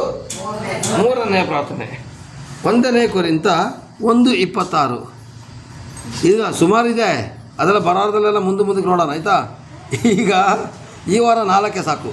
1:26 ಇದನ್ನು ಓದಿ ಸಹೋದರರೇ. ಜೋರಾಗಿ ಓದ್ಬೇಕಪ್ಪ. ದೇವರು ನಿಮ್ಮನ್ನು ಕರೆದಾಗ ಎಂಥವರನ್ನು ಕರೆದೆಂದು ಆಲೋಚಿಸಿರಿ. ನಿಮ್ಮೊಳಗೆ ಲೌಕಿಕ ದೃಷ್ಟಿಯಲ್ಲಿ ಜ್ಞಾನಿಗಳು ಅನೇಕರಿಲ್ಲ, ಅಧಿಕಾರಿಗಳು ಅನೇಕರಿಲ್ಲ, ಕೂಲಿಗರು ಅನೇಕರಿಲ್ಲ. ದೇವರು ಜ್ಞಾನಿಗಳನ್ನು ನಾಚಿಕೆಪಡಿಸುವುದಕ್ಕಾಗಿ ಈ ಲೋಕದ ಬುದ್ಧಿಹೀನರನ್ನು ಆರಿಸಿಕೊಂಡಿದ್ದಾನೆ. ದೇವರು ಬಲಿಷ್ಠರನ್ನು ಪಡಿಸುವುದಕ್ಕಾಗಿ ಈ ಲೋಕದ ಬಲಹೀನರನ್ನು ಆರಿಸಿಕೊಂಡಿದ್ದಾನೆ. ದೇವರು ಈ ಲೋಕದ ಕುಲಹೀನರನ್ನು ಅಸಡ್ಡೆ ಯಾವುದರನ್ನು ಆರಿಸಿಕೊಂಡಲ್ಲದೆ ಗಣ್ಯರನ್ನು ಇಲ್ಲದಂತೆ ಮಾಡುವುದಕ್ಕಾಗಿ ಗಣ್ಯನನ್ನೇ ಬಾರದವರನ್ನು ಆರಿಸಿಕೊಂಡಿದ್ದಾನೆ. ಸಾಕು. ಈಗ ನೋಡಿ, ಇಲ್ಲಿ ದೇವರ ವಾಕ್ಯದಲ್ಲಿ ನಾನೇ ವಿವರಿಸ್ಬಿಟ್ಟು ಸ್ವಲ್ಪ ಓದ್ತೀನಿ, ಆಯಿತಾ? ಸಹೋದರರೇ ಮತ್ತು ಸಹೋದರಿಯರೇ, 26ನೇ ವಾಕ್ಯ. ದೇವರು ನಿಮ್ಮನ್ನು ಕರೆದಾಗ ಎಂಥವರನ್ನು ಕರೆದರೆಂದು ಆಲೋಚಿಸಿಕೊಳ್ಳಿರಿ. ಮೊದಲದಾಗಿ ಕರೆದಾಗ ನೀವು ಯಾವ ಸ್ಥಿತಿಲಿದ್ದರೆ ಮೊದಲು ಯೋಚನೆ ಮಾಡಿ. ನಿಮ್ಮ ಹಳೆಯ ಸ್ಥಿತಿಗಳನ್ನು ನೆನೆಸಿಕೊಂಡು ದೇವರಿಗೆ ಸ್ತೋತ್ರ ಮಾಡಿದ್ರೆ ಮಾತ್ರ ನಿಮ್ಮ ಪ್ರಾರ್ಥನೆಗೆ ಆಶೀರ್ವಾದ. ನಿಮಗೆ ನಿನ್ನೆ ಆಗಿರ್ತಕ್ಕಂಥ ಕಾರ್ಯಗಳಿಗೆ ಸ್ತೋತ್ರ ಮಾಡಿ, ಮೊನ್ನೆ ಆಗಿರ್ತಕ್ಕಂಥ ಕಾರ್ಯಗಳಿಗೆ ಸ್ತೋತ್ರ ಮಾಡಿ, ಕಳೆದ ವಾರದಲ್ಲಿ ಆಗಿರ್ತಕ್ಕಂಥ ಕಾರ್ಯಗಳಿಗೆ ಸ್ತೋತ್ರ ಮಾಡಿ, ಕಳೆದ ತಿಂಗಳಲ್ಲಿ ಆಗಿರೋ ಕಾರ್ಯಗಳಿಗೆ ಸ್ತೋತ್ರ ಮಾಡಿ, ಸ್ತೋತ್ರ ಬರುವ ಸಮಯದಲ್ಲಿ ಆಗಿರ್ತಕ್ಕಂಥ ಕಾರ್ಯಗಳಿಗೆ ನೀವು ಸ್ತೋತ್ರ ಮಾಡಿ. ನೀವು ಬರುವಾಗ ಯಾರೂ ಕೂಡ ಉತ್ತಮರಾಗಿ ಬರಲಿಲ್ಲ, ಎಲ್ಲರೂ ಕೂಡ ಒಂದಲ್ಲ ಒಂದು ರೀತಿಯ ಪ್ರಾಬ್ಲಮಲ್ಲೇ ಬಂದಿರೋರು. ಯಾರಪ್ಪ ಕರೆಕ್ಟಾಗಿ ನಾನು ಯಾವ ರೋಗ ಇಲ್ಲದೆ ಬಂದೆ ಅಂತ ಹೇಳೋರು ಕೈ ಎತ್ತಿ. ಯಾವ ಪ್ರಾಬ್ಲಮ್ ಇಲ್ಲದೆ ಬಂದೆ ಅಂತ ಹೇಳೋರು ಕೈ ಎತ್ತಿ. ಯಾರು ಇಲ್ಲ ತಾನೆ? ಆದರೂ ಸ್ತೋತ್ರನೂ ಇಲ್ಲ, ಆದರೂ ಸ್ತೋತ್ರ ಇಲ್ಲ. ಹಾಲೆಲೂಯಾ. ಹಾಗಾದ್ರೆ ದೇವರು ಅದ್ಭುತ ಮಾಡ್ತಾರ, ಆಶೀರ್ವಾದ ಮಾಡ್ತಾರ, ಪ್ರಾರ್ಥನೆ ಮಾಡ್ತಾರ. ಅಯ್ಯೋ, ಪ್ರೈಸ್ ಲಾರ್ಡ್. ನಿಮ್ಮಲ್ಲಿ ಲೌಕಿಕ ದೃಷ್ಟಿಯಲ್ಲಿ ಜ್ಞಾನಿಗಳು ಅನೇಕರಿಲ್ಲ. ಬೇಡ, ನಾನು ನಿಮ್ಮನ್ನು ಒಂದೇ ಒಂದು ಪ್ರಶ್ನೆ ಕೇಳ್ತೀನಿ. ಇಲ್ಲಿ ಸೆಕೆಂಡ್ ಪಿ ಸಿ ಓದಿರೋ ಯಾವ್ದಿದ್ದೀರಾ? ಹಾಂ, ಇಬ್ಬರು ಮಾತ್ರ. ಬಾಕಿ ಇರೋರಲ್ಲ ಓದಿಲ್ಲ. 10th ಓದಿರೋ ಎಷ್ಟು ಜನ ಇದ್ದೀರಾ? ಹಾಂ, ಓದದೇ ಇರೋರು ಎಷ್ಟು ಜನ ಇದ್ದೀರಾ? ಈಗ ನಿಮ್ಮನ್ನು ಜ್ಞಾನಿಗಳು ಅಂತ ಕರೆದ್ರ? ಇಲ್ಲ. ನೋಡಿ, ಓದಿರೋರನ್ನ ದೇವರು ಕರೀಲಿಲ್ಲ, ಓದದೇ ಇರ್ತಕ್ಕಂಥ ಮುಟ್ಟಾಳು ದಡ್ರು ಅಂತ ಹೇಳ್ತಾರೆ ನೋಡಿ, ಅಂಥವ್ರನ್ನ ಸ್ವಾಮಿ ಹೇಳ್ತಾರೆ ಲೋಕ ನಿನ್ನ ಮುಟ್ಟಾಳತಿ ದಡ್ಡಿ ಅಂತ ಹೇಳ್ಬೋದು. ಆದರೆ ನನ್ನ ದೇವರು ಹೇಳ್ತಾನೆ ಪವಿತ್ರ ಜ್ಞಾನಿ, ಜ್ಞಾನಿ ಅಂತ ಹೇಳ್ತಾರೆ. Hallelujah, hallelujah. ಮೊನ್ನೆ ಕಾನ್ಫರೆನ್ಸ್ ಕಾಲಲ್ಲಿ ಕನಕಮ್ಮ ಆರಾಧನೆ ಮಾಡಿದ್ರು. ಅವ್ರು ಓದಿಲ್ಲ, ಆದರೂ ಒಳ್ಳೆ ಹಾಡು ಹೇಳಿದ್ರು. ಓದಿರೋ ಮಕ್ಕಳಿದ್ದಾರೆ ನಮ್ಮ ಸಭೆಯಲ್ಲಿ. ಒಂದು ಹಾಡು ಹೇಳ್ಸಬೇಕು, ಹಾಡೇ ಅವ್ರಿಗೆ ಓದಲಿಕ್ಕೆ ಬರೋದಿಲ್ಲ, ಬರಲಿಕ್ಕೆ ಬರೋದಿಲ್ಲ. ಅವ್ರು ಕಾನ್ಫರೆನ್ಸ್ ಕಾಲಲ್ಲಿ ಒಂದು ಆರಾಧನೆ ಮಾಡಿದ್ರು. ಮೂಗುರಮ್ಮ ಓದಿಲ್ಲ, ಮೂಗುರಮ್ಮಂದು ಒಂದು ಆರಾಧನೆ ಕೇಳಿ ಎಷ್ಟು ಚೆನ್ನಾಗಿ ಮಾಡ್ತಾರೆ ಅಂತೇಳಿ. ನಿಮ್ಮ ರಾಗ ಕೇಳ್ತಾ ಇಲ್ಲ, ನನಗೂ ಕೂಡ ರಾಗ ಇಲ್ಲ, ನಿಮ್ಮ ಹೃದಯ ಕೇಳ್ತಿದ್ದಾರೆ. ರಾಗ ಬೇಕಾಗಿಲ್ಲ, ಹೃದಯ ಬೇಕು. ನಿಮ್ಮ ಪ್ರಾರ್ಥನೆ ಹೃದಯದಿಂದ ಬರ್ತಾ ಇದೆ, ಬಾಯಿಂದ ಬರ್ತಾ ಇದೆ ನೋಡ್ತಾರೆ ಸ್ವಾಮಿ. ನೀವೆಲ್ಲರ ಜ್ಞಾನಿಗಳು ಅಂತ ನಿಮ್ಮನ್ನ ಕರೆದಿಲ್ಲ. PUC ಓದಿದ್ದೀನಿ ಅಂತ ಹೇಳಿದ್ರು ಮೆಲ್ಲೆ ಕೈ ಎತ್ತಿದ್ರು. 10th ಓದಿದ ಇಷ್ಟು ಕೈ ಎತ್ತಿದ್ರು. ಆದರೆ ಓದಿಲ್ಲ ಅಂತ ಹೇಳಿದ್ರು ಜೋರಾಗಿ ಕೈ ಎತ್ತಿದ್ರು. ಯಾಕಂದ್ರೆ ಈ ಕೈ ಎತ್ತಿದ ಕೈಗಳನ್ನು ದೇವರು ಆಶೀರ್ವಾದ ಮಾಡ್ತಾರೆ.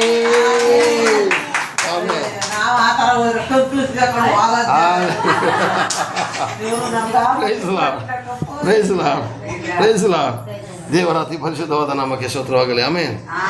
ಈಗ ಇನ್ನೊಂದು ಪ್ರಶ್ನೆ. ನಿಮ್ಮೊಳಗಡೆ ಅಧಿಕಾರಿಗಳು ಅನೇಕರಿಲ್ಲ. ಯಾರಪ್ಪ ಇಲ್ಲಿ ಆಫೀಸರ್ಸ್ಗಳಿದ್ದೀರಾ? ಆದರೂ ನಿಮ್ಮನ್ನು ಕರೆದಿರ ದೊಡ್ಡ ಆಫೀಸರ್ ಆಗಿ. ನೀವು ಜನಗಳ ದೆವ್ವಗಳನ್ನು ಬಿಡಿಸುವಂಥ ಆಫೀಸರ್ಗಳು, ಅವರ ರೋಗ ಬಂಧನಗಳನ್ನು ಬಿಡಿಸುವಂಥ ಆಫೀಸರ್ಗಳು, ಅವರಿಗೆ ಸತ್ಯವನ್ನು ತಿಳಿಸಿಕೊಡುವಂಥ ದೊಡ್ಡ ಆಫೀಸರ್ಗಳ ಕಣಮ್ಮ ನೀವು. ಅವರು ಆ ಆಫೀಸರ್ಗೆ ಸಂಬಳ ಇದೆ. ಈ ಆಫೀಸರ್ಸ್ಗಳು ನೀವಿದ್ದೀರಲ್ಲ, ನಿಮಗೆ ಸಂಬಳ ಇಲ್ಲ, ನಿಮಗೆ ಆಶೀರ್ವಾದ. ಅವರಿಗೆ ಸಂಬಳ, ನಿಮಗೆ ಆಶೀರ್ವಾದ. ಯಾವುದು ಬೇಕು ನಿಮಗೆ ಆಶೀರ್ವಾದ ಇದ್ದರೆ ಆಟೋಮೆಟಿಕ್ಕಾಗಿ ಸಂಬಳ ಬರ್ತದೆ. ಹಾಗಾದರೆ ಯಾರಾದ್ರೂ ಆಫೀಸರ್ಸ್ಗಳಿಲ್ಲ ತಾನೆ? ನೆಕ್ಸ್ಟ್ ಮುಂದಕ್ಕೆ ಬರೋಣ. ಕುಲೀನರು ಅನೇಕರಿಲ್ಲ. ದೇವರು ಜ್ಞಾನಿಗಳನ್ನು ನಾಚಿಕೆ ಪಡಿಸೋದಕ್ಕಾಗಿ ಈ ಲೋಕದ ಬುದ್ಧಿಹೀನರನ್ನು ಆರಿಸಿಕೊಂಡಿದ್ದಾರೆ. ಈಗ ನಿಮ್ಮನ್ನು ಜನ ಹೇಳ್ತಾರೆ ಓದಿಲ್ಲ, ಎಬ್ಬೆಟ್ಟು ಹೇಳ್ತಾರೆ. ಆದರೆ ದೇವರು ಎಬ್ಬೆಟ್ಟಿರೋರನ್ನೇ ಕರೆದಿರೋದು. ಅರ್ಥ ಆಯ್ತಾ? ಲೋಕದ ಜ್ಞಾನಿಗಳನ್ನು ಕರೆದೇನೆ ಬುದ್ಧಿಹೀನರಾಗಿರ್ತಕ್ಕಂಥ ನಿನ್ನನ್ನು ಕರೆದಿದ್ದಾರೆ. ಲೋಕದ ದೃಷ್ಟಿಯಲ್ಲಿ ನಾವು ಬುದ್ಧಿಹೀನರಾಗಿರ್ಬೋದು, ಆದ್ರೆ ಪರಲೋಕದ ದೃಷ್ಟಿಯಲ್ಲಿ ನಾವು ದೇವರಿಗೆ ಬೇಕಾಗಿರ್ಬೇಕಂದ್ರೆ ಆಮೆನ್. ಎಷ್ಟು ಓದಿ ಏನು ಪ್ರಯೋಜನ? ರಾತ್ರಿ ಬರ್ಬೇಕಾದ್ರೆ ಎಣ್ಣೆ ಹಾಕೊಂಡು ಬರ್ತಾನೆ, ರಾತ್ರಿ ಬರ್ಬೇಕಾದ್ರೆ ಪಾನ್ ಪರಾಗ ಹಾಕೋ ಬರ್ತಾನೆ, ರಾತ್ರಿ ಬರ್ಬೇಕಾದ್ರೆ ಇನ್ನೊಂದು ಹೆಣ್ಣನ್ನು ಸಾಹಸ ಮಾಡಿ ಬರ್ತಾನೆ. ಏನು ಪ್ರಯೋಜನ ಅವನು ವಿದ್ಯೆ ಕೊಟ್ಟು? ಏನೂ ಇಲ್ಲ. ಹಾಲಲ್ಲಿ ನಾವು ಹಂಗಲ್ಲ, ಕೂಲಿ ಮಾಡ್ತೀವಿ, ನೆಮ್ಮದಿಯಾಗಿ ಮನೆಗೆ ಬರ್ತೀವಿ, ಪ್ರಾರ್ಥನೆ ಮಾಡ್ತೀವಿ, ಮಲಗ್ತೀವಿ. Hallelujah, praise the lord. ನಿಜಾನ? ನೆಕ್ಸ್ಟ್ ದೇವರು ಬಲಿಷ್ಠರನ್ನು ನಾಚಿಕೆ ಪಡಿಸೋಕ್ಕಾಗಿ ಬಲಹೀನರನ್ನು ಆರಿಸಿಕೊಂಡಿದ್ದಾರೆ. ಇವತ್ತು ಯಾರಪ್ಪ ರೌಡಿಗಳಿದ್ದೀರಾ ಇಲ್ಲಿ? ಯಾರೂ ಇಲ್ಲ. ನಾವು ಏಟು ತಿಂತೀವಿ ಹೊರತು ಏಟು ಹೊಡೆಯೋದಿಲ್ಲ. ಅವ್ರು ಹೊಡೆದ್ಬಿಟ್ಟು ಹೋಗ್ಬೋದು, ಆದರೆ ದೇವರು ನಮ್ಮ ಮುಂದೆನೇ ಅವ್ರನ್ನ ನಾಚಿಕೆ ಪಡಿಸ್ಕೊಂಡು ಮಾಡ್ತಾರೆ. ನಮ್ಮ ಮುಂದೆನೇ ನಾಚಿಕೆ ಪಡಿಸ್ಕೊಂಡು ಮಾಡ್ತಾರೆ. ನಮ್ಮ ವಿರುದ್ಧವಾಗಿ ಕೈ ಎತ್ಕೊಂಡು ಯಾರು ಬಂದಿರ್ತಾರೋ ಅವರು ನಮ್ಮ ಹತ್ರ ಬಂದೇ ಬರ್ತಾರೆ ಪ್ರಿಯರೇ. Hallelujah, hallelujah. ಯಾರು ನಮ್ಮ ವಿರುದ್ಧವಾಗಿ ಬಲಶಾಲಿಗಳು ಬರ್ತಾರೆ, ಕೆಲವು ಜನಕ್ಕೆ ಹಣದ ಅಹಂಕಾರದಲ್ಲಿ ಬರ್ತಾರೆ. ನನ್ನ ಹತ್ರ ದುಡ್ಡಿದೆ, ನೀ ಅದೇನು ಮಾಡ್ತೀಯ ಮಾಡ್ಕೋತೇಳಿ. ಕೆಲವು ಜನ ಕೈ ಕಾಲು ಶಕ್ತಿಯ ಮೇಲೆ ಬರ್ತಾರೆ. ಕೆಲವು ಜನ ನಾನು ಎಜುಕೇಷನ್ ಇದೆ ಅಂತ ಬರ್ತಾರೆ ನಿಮ್ಮ ಹತ್ರ, ಆದರೆ ನಿಮಗೆ ಏನೂ ಇರಲಿಕ್ಕಿಲ್ಲ. ಆದರೆ ಅವರು ನಿಮ್ಮ ಮಾತನ್ನು ಕೇಳುವಂಥ ಪರಿಸ್ಥಿತಿ ಬರ್ತದೆ. ಅದಕ್ಕೆ ಸಾಕ್ಷಿ ಯಗ್ಗೂರಿನಲ್ಲಿರೋ ದೇವಿ, ಅವಳು ಓದಿಲ್ಲ. ಯಗ್ಗೂರಿನಲ್ಲಿದ್ದಾಳ ದೇವಿ, ಆ ಹುಡುಗಿ ಓದಿಲ್ಲ, ಆದರೆ ಅವಳು ಯಾರಿಗೆಲ್ಲ ಪ್ರಾರ್ಥನೆ ಮಾಡ್ತಿಲ್ಲ ಅಲ್ಲೆಲ್ಲ ಸಕ್ಸಸ್ ಆಗ್ತಿದೆ. ಎಲ್ಲ ಟೀಚರ್ಗಳು ನರ್ಸ್ಗಳೇ ಬರ್ತಿರೋದು ಅವಳ ಹತ್ರ. ಓದಿಲ್ಲ, ಬರ್ದಿಲ್ಲ. ನೋಡಿ, ನಾವು ಹೇಳ್ತೀನಿ ಕೇಳಿದ್ರೆ, ಓದದೇ ಇರತಕ್ಕಂತಹ ನಿಮ್ಮ ಕೈಯಲ್ಲಿ ಓದಿರೋಂಥ ವ್ಯಕ್ತಿಗಳಿಗೆ ಆಶೀರ್ವಾದ ಮಾಡುವಾಗ ಇಟ್ಟಿದ್ದಾರೆ. ಹಾಗಾದರೆ ನೀವು ಬಂದ ಸ್ಥಿತಿನ ಯೋಚನೆ ಮಾಡಬೇಕು. ನೀವು ನಾನು ಓದದಿದ್ರು ದೇವರು ಇಷ್ಟು ಗೌರವ ಕೊಟ್ಟಿದ್ದಾರಲ್ಲ ಅಂತ ಪ್ರಾರ್ಥನೆ ಮಾಡಿ. ನೀವು ಹಳೆ ಸ್ಥಿತಿಗಳನ್ನ ನೆನೆಸ್ಕೊಳ್ಳೋದನ್ನ ಪ್ರಾರ್ಥನೆ ಮಾಡಿದ್ರೆ ದೇವ್ರು ಸಕ್ಸಸ್ ಆಗೋದಿಲ್ಲ. ಹಳೇದು ಯಾವ್ದು ನೆನೆಸ್ಕೋಬೇಕು? ನಾನು ಬುದ್ಧಿ ಇಲ್ಲದಿದ್ರು ಕೂಡ ನನಗೆ ದೇವರು ಜ್ಞಾನ ಕೊಟ್ಟರು. ನನಗೆ ದುಡ್ಡಿಲ್ಲದಾರು ಇವತ್ತು ನೆಮ್ಮದಿಗೆ ಊಟ ಮಾಡೋಕೆ ಅಕ್ಕಿ ಕೊಟ್ಟಿದ್ದಾರೆ. ನಾವು ಹೇಳಪ್ಪ, ನಿನ್ನ ಹತ್ರ ಬ್ಯಾಂಕ್ ಬ್ಯಾಲೆನ್ಸ್ ಇರಲಿಕ್ಕಿಲ್ಲ, ನಿನ್ನ ಹತ್ರ ನೆಮ್ಮದಿ ಇದ್ದರೆ ಸಾಕು. ಇವತ್ತು ದುಡ್ಡು ಕೋಟಿ ಕೊಟ್ಟಿದೆ, ಅವನ ಮನೇಲಿ ನೆಮ್ಮದಿ ಇಲ್ಲ, ಗೊತ್ತಾ? ನೆಮ್ಮದಿ ಇರೋದಿಲ್ಲ. ಅವ್ರ ಮಗ ಹೋಗಿರೋ ಮನೆಗೆ ವಾಪಸ್ ಬರ್ತಾನೆ ಅಂತ ಕಾಯ್ತಾ ಕೂತಿರ್ತಾರೆ. ನನ್ನ ಮಗ ಇನ್ನೂ ಬಂದಿಲ್ಲ, ನನ್ನ ಅವನು ಪೊಲೀಸ್ ಸುತ್ತಾ ಇರ್ತಾನೆ. ಅಪ್ಪ ಮಾಡೋ ದುಡ್ಡ ಕೋಟಿ ಕರ್ಸ್ಕೊಂಡು. ನಾನು ನಿಮ್ಗೊಂದು ಹೇಳ್ತೀನಿ, ನಿಮಗೆ ನೆಮ್ಮದಿ ಮುಖ್ಯನೋ ಹಣ ಮುಖ್ಯನೋ? ಮನುಷ್ಯನೇ ನೆಮ್ಮದಿನೇ ಇಲ್ಲ. ಇವತ್ತು 3 ಹೊತ್ತು ಊಟ ಮಾಡೋಕ್ಕಾಗದ್ರೆ ಸಾಯ್ತಾ ಇದ್ದಾರೆ ಕಣ್ರಿ. ಆದರೆ ನಮಗೆ ಒಳ್ಳೆ ಊಟ. ಇವತ್ತು ನಾನು ಏನು ಮಾಡಿದೆ, ಈ ಚಿಕ್ಕದನ್ನು ಮೆಣಸು ಬರ್ತದೆ, ಅದಕ್ಕೆ ಸೂಟೆ ಮೆಣಸಿನಕಾಯಿ ಹೇಳ್ತಾರಲ್ಲ, ಅದನ್ನು ಜೀರಿಗೆ ಮೆಣಸಿನಕಾಯಿ ನಾನು ಬೇಕು ಅಂತ ಹೇಳ್ತೇನೆ ಬಿಡು. ಒಂದು ಮೆಣಸಿನಕಾಯಿ ತಿಂದೆ, ನನ್ನ ಹೆಂಡತಿ ನೆಗಡ ನೋಡೋದು ಆಯ್ತಾ. ಖಾರ ಹತ್ತಿಲ್ವ? ಖಾರ ನನಗೆ ಖಾರ ಆಗಿ ತಡೆಯೋಕ್ಕಾಗ್ತಾಯಿಲ್ಲ, ಅವಳು ಮುಂದೆ ತೋರ್ಸೋಕ್ಕಾಗ್ತಾಯಿಲ್ಲ. ಬೇಗ ವೈಟ್ ತಗೊಂಡು ಹೋಗ್ಬಿಟ್ಟು ನಮಗೆ ಖಾರ ತಿಂದರೂ ತೊಂದರೆ ಇಲ್ಲ, ಸಕ್ಕರೆ ಕೊಡಿದ್ರು ತೊಂದರೆ ಇಲ್ಲ. ಇವತ್ತು ಕೋಟಿ ಇಲ್ಲಮ್ಮ, ಕೇಳಮ್ಮ ಮಂಜಮ್ಮ, ಕೋಟಿ ದುಡ್ಡು ನನಗೆ ಶುಗರ್ ತಿಂದುಬಿಟ್ರೆ ಶುಗರ್ ಕಾಯಿಲ್ಲ, ಖಾರ ತಿಂದುಬಿಟ್ರೆ BP ತಲೆಗತ್ಬಿಡ್ತದೆ. ನಮಗೆ ಎಲ್ಲ ತಿನ್ಬೋದು, ದೇವರು ಕೊಟ್ಟಿರ್ತಕ್ಕಂಥ ಪ್ರತಿಯೊಂದನ್ನು ತಿನ್ಬೋದು. ಆಮೇನ್, ನಿಜಾನ? ಅವರಿಗೆ ತಿನ್ಬೇಕಿದ್ರು ಯೋಚನೆ ಮಾಡಿ ತಿನ್ನಬೇಕು. ಚಪಾತಿ ತಿಂದ್ಕೊಂಡೇ ಒದ್ದಾಡ್ತಾರೆ. ಕೋಟಿ ಇಲ್ಲಿದೆ, ಒಣಗಿ ಚಪಾತಿ ಇಲ್ಲಿದೆ. ನಮಗೆ ಹಂಗಲ್ಲ, ಬಿಸಿ ಆಗಿರೋ, ಸಮೃದ್ಧಿ ಆಗಿರೋ, ಖಾರ ಆಗಿರೋ ಒಳ್ಳೆ ಫುಡ್ ತಿಂತಾ ಇದ್ದೀವಿ. Hallelujah, praise the Lord. ಇದನ್ನ ನೆನೆಸಿ ನೀವು ಪ್ರಾರ್ಥನೆ ಮಾಡ್ರಿ. ದೇವರೇ, ನನಗಾದ್ರೂ ಹಿಂಗೆ ಊಟ ಮಾಡೋಕೆ ಅವಕಾಶ ಕೊಟ್ಟಿದ್ಯಾ? ಅವನಿಗೆ ಕೋಟಿ ಕೊಟ್ಟಿದ್ದೆ, ಅವನಿಗೆ ಒಣಗಿ ಚಪಾತಿ ತಿಂತಾ ಇದ್ದಾನೆ. ನನಗಾದ್ರೂ ಒಳ್ಳೆ ಖಾರ ಆಗಿರೋ ಬಿಸಿ ಚಪಾತಿನ ತಿನ್ನಕ್ಕೆ ಕೃಪೆ ಕೊಟ್ಟಿದ್ದೆ, ಸ್ತೋತ್ರ ಅಂತೇಳಿ. ಹಾಲೆಲೂಯಾ. ಹಾಗೇನೆ 28-29 ಓದೋದಪ್ಪ. ದೇವರು 28-29 ಓದಿ. 1 ಕೊರಿಂಥ 1:28-29. ದೇವರು ಈ ಲೋಕದ ಕುಲಹೀನರನ್ನು ಅಸಡ್ಡೆಯಾದವರನ್ನು ಆರಿಸಿಕೊಂಡದ್ದಲ್ಲದೆ ಗಣ್ಯರನ್ನು ಇಲ್ಲದೆ ಮಾಡುವುದಕ್ಕಾಗಿ ಗಣನೆಗೆ ಬಾರದವರನ್ನು ಆರಿಸಿಕೊಂಡಿದ್ದಾನೆ. ಗಣನೆಗೆ ಬಾರದವರನ್ನು ಆರಿಸಿಕೊಂಡಿದ್ದಾರೆ. ಲೋಕದ ಕುಲಹೀನರು ಯಾರಪ್ಪ? ಇವತ್ತು ನಾನು ಬ್ರಾಹ್ಮಣ, ನಾನು ಲಿಂಗಾಯತ, ನಾನು ಗೌಡ ಹೇಳೋರು ಶ್ರೇಷ್ಠ ಜಾತಿಗಳು ಹೆಸರು ಹೇಳ್ತಾರೆ. ಕುಲಹೀನ ಅಂತ ಹೇಳೋರು SC STಗಳು ಅಂತ ಹೇಳ್ತಾರೆ. ಇವತ್ತು ಸ್ವಾಮಿ ಏನು ಹೇಳ್ತಾರೆ ಗೊತ್ತಾ? ನೀವು ಕುಲಹೀನರಲ್ಲ, ನೀವು ದೇವರ ಮಕ್ಕಳು. ಇವತ್ತು SCಗಳಿಂದ STಗಳಿಂದನೇ ದೇವರು ಆದಷ್ಟು ಜನಗಳನ್ನ ಕರ್ಕೊಳ್ತಿದ್ದಾರೆ. ಯಾಕೋತಾ? ನಿಮ್ಮನ್ನ ಅಲ್ಲಿ ಜಾತಿ ತಗೊಂಡು ತುಳಿತಾ ಇದ್ದಾರೆ ಪ್ರಿಯರೇ. ಜಾತಿಯಿಂದ ತುಳಿತಾ ಇದ್ದಾರೆ. ಅರ್ಥ ಮಾಡ್ಕೊಳ್ಳಿ. ಜಾತಿ ಬೇಕಾಗಿಲ್ಲ, ಪ್ರೀತಿ ಬೇಕಾಗಿರೋದು. ಅರ್ಥ ಮಾಡ್ಕೊಳ್ಳಿ. ಎಲ್ಲಿ ಪ್ರೀತಿ ಇದೆಯೋ ಅಲ್ಲಿ ದೇವರ ಶಕ್ತಿ ಇದೆ. ಎಲ್ಲಿ ಜಾತಿ ಇದೆಯೋ ಅಲ್ಲಿ ದೇವರೇ ಬರೋದಿಲ್ಲ. ದೇವರ ಜಾತಿನ ಉಂಟು ಮಾಡ್ಲಿಕ್ಕೆ ಬರಲಿಲ್ಲ, ಜಾತಿಗಳ ಮಧ್ಯದಲ್ಲಿ ಪ್ರೀತಿ ಉಂಟು ಮಾಡಕ್ ಬಂದಿದ್ದಾರೆ. ಇವತ್ತು ಜಾತಿ ಹೆಸರು ಎಷ್ಟು ರಾಜಕೀಯ ಮಾಡ್ತಿದ್ದಾರೆ. ಅವನು ಹಿಂದೂ, ಅವನು ಮುಸ್ಲಿಮು, ಅವನು ಕ್ರೈಸ್ತ, ಅವನು SC, ಅವನು ST ಅಂತ ಎಷ್ಟು ವಿರೋಧ ಮಾಡ್ತಿದ್ದಾರೆ. ನಿಮ್ಮನ್ನ ಯಾವ ಊರಿನಲ್ಲಿ ನಿಮ್ಮನ್ನ SC ST ಗಳಂತ ಕೇವಲ ಕಾಣ್ತಿದಾರೋ ಅವರ ಮಧ್ಯದಲ್ಲಿ ದೇವರು ನಿಮ್ಮನ್ನ ಉನ್ನತ ಸ್ಥಾನಕ್ಕೆ ಏರಿಸ್ತಾ ಇದ್ದಾನೆ. ನಿಮ್ಮ ಕೈಯಿಂದ ಅದ್ಭುತ ಮಾಡಿಸ್ತಿದ್ದಾರೆ, ನಿಮ್ಮ ಕೈಯಿಂದ ಆಶೀರ್ವಾದ ಮಾಡಿಸ್ತಾರೆ. ಇವತ್ತು ನಿಮ್ಮ ಮೂಲಕ ಎಷ್ಟೋ ಜನ ಉನ್ನತ ಜಾತಿಯವರು ಬಂದಿರಿ ಪ್ರಾರ್ಥನೆ ಮಾಡಿಸ್ಕೊಂಡು ಹೋಗ್ತಿದ್ದಾರೆ. ಆದರೆ ಚರ್ಚಿನೊಳಗಡೆ ಬಂದಾಗ ಇಲ್ಲಿ ಬ್ರಾಹ್ಮಣ ಇಲ್ಲ, ಲಿಂಗಾಯತ ಇಲ್ಲ, ಕ್ರೈಸ್ತ ಇಲ್ಲ, ಮುಸ್ಲಿಂ ಇಲ್ಲ, SC ಇಲ್ಲ, ST ಇಲ್ಲ, ನಾವೆಲ್ಲ ಒಂದೇ, ನಾವೆಲ್ಲ ದೇವರ ಮಕ್ಕಳು. ಹಾಗಾದರೆ ನಿಮ್ಮನ್ನು ಯಾರು ನಿಮ್ಮ ಊರಲ್ಲಿ ಅಸಡ್ಡೆ ಕಾಣ್ತಾರೋ ಅವರೇ ನಿಮ್ಮ ಕೈಯಿಂದ ಪ್ರಾರ್ಥನೆ ಮಾಡಿಸ್ಕೊಳಕ್ಕೆ ಬರುವಂಥ ಕಾಲ ಇದೆ. ಬರುವಂಥ ಕಾಲ ಹತ್ರದಲ್ಲೇ ಇದೆ ಪ್ರಿಯರೇ. ನಿಮ್ಮ ಹತ್ರನೇ ಬಂದು ಪ್ರಾರ್ಥನೆ ಮಾಡಿಸ್ಕೊತಿಲ್ಲ, ಅವ್ವ ತಾಯಿ ಬನ್ನಿ ಅಂತೇಳಿ. ಅಲ್ಲಲ್ಲಿಯ ಚಟ್ಟಮಗೆರೆ ಅಂತ ಒಂದು ಜಾಗ ಇದೆ. ಆ ಜಾಗದಲ್ಲಿ SC ST ಗಳ ಬೀದಿಯಲ್ಲಿ ನಮ್ಮ ಪ್ರಾರ್ಥನೆ ನಡೀತದೆ. ಅಲ್ಲಿಗೆ ಗೌಡ್ರು ಲಿಂಗಾಯತಗಳು ಬಂದು SC ST ಗಳ ಕೈಯಿಂದ ಪ್ರಾರ್ಥನೆ ಮಾಡಿಸ್ಕೊಂಡು ಹೋಗ್ತಾರೆ. ಅಲ್ಲಿ ಅವರು SC ST ಭೇದ ಭಾವ ಇಟ್ಟಿಲ್ಲ, ದೇವರ ಮಕ್ಕಳಿಂದ ಭೇದ ಭಾವ ಇಡ್ತಾರೆ. ನಾನು ನಿಮ್ಗೆ ಒಂದೇ ಒಂದು ಮಾತು ಹೇಳಪ್ಪ, ನಮ್ಮ ಈ ದೇಶದಲ್ಲಿ ಜಾತಿಗಳು ಹೊಂದಾಣಿಕೆಯಲ್ಲಿದ್ದೀವಿ. ಈ ರಾಜಕೀಯದವರು ಹೊಡೆದಾಕ್ತಿದ್ದಾರೆ. ಬರೀ ಜಾತಿ.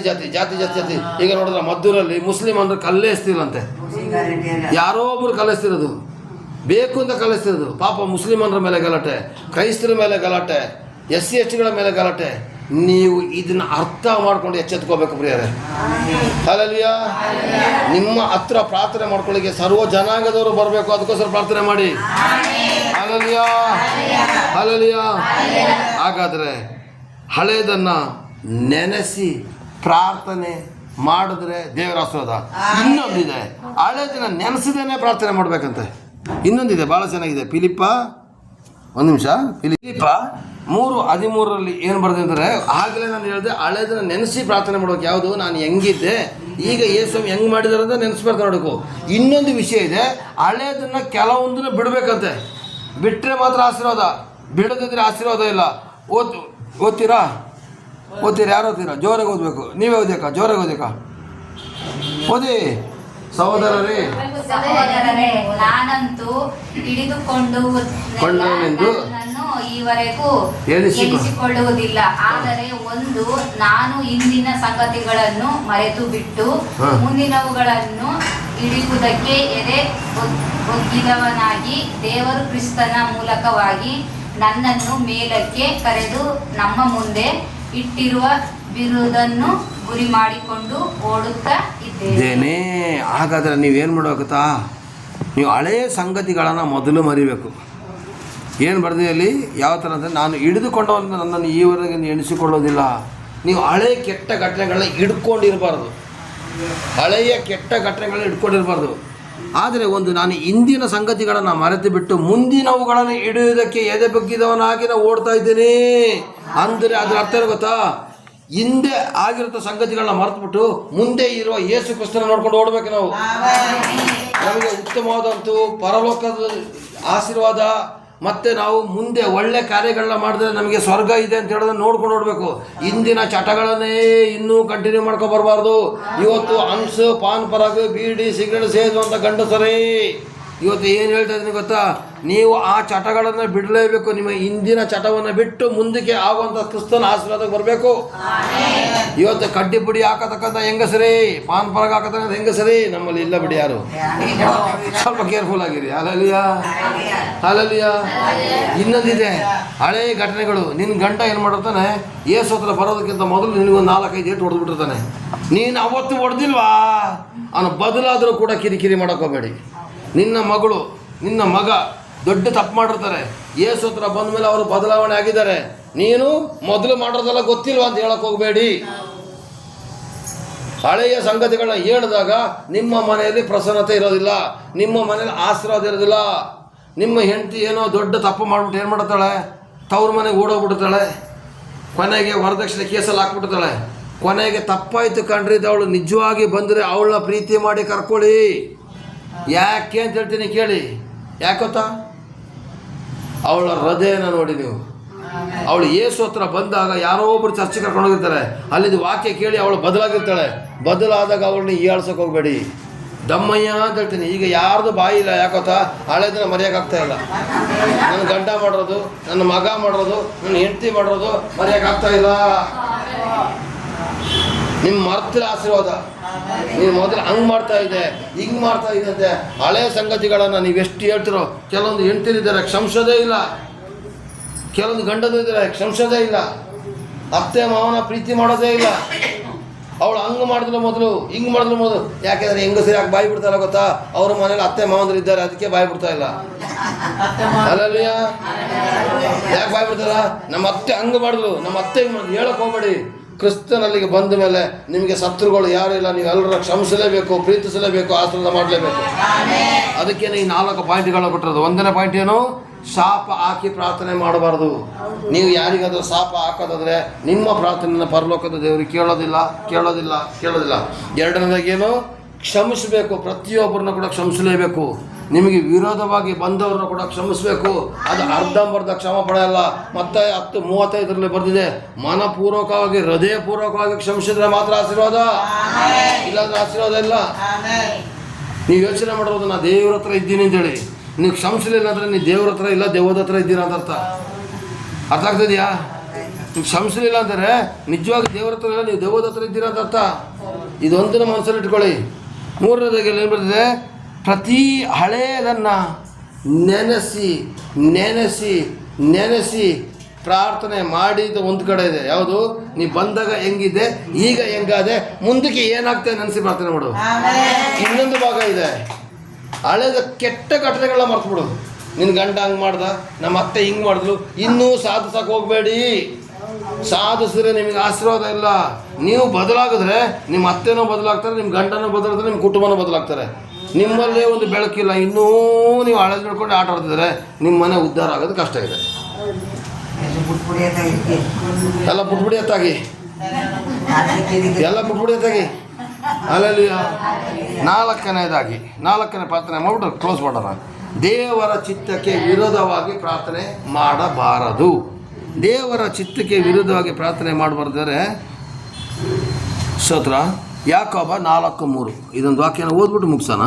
ಯಾಕೋಬ ಇನ್ನೂ ಸುಮಾರು ವಾಕ್ಯ ಇದೆ, ಆದರೆ ಬೇಡ, ಈಗ ಟೈಮ್ ಆಗೋಯ್ತು. ಯಾಕೋಬ 4:3 ಯಾರಾದ್ರೂ ಓದ್ತೀರಾ? ತೆಗಿತೀರಾ? ಜೋರಾಗಿ ಓದ್ತೀರಾ? ಓದಪ್ಪ.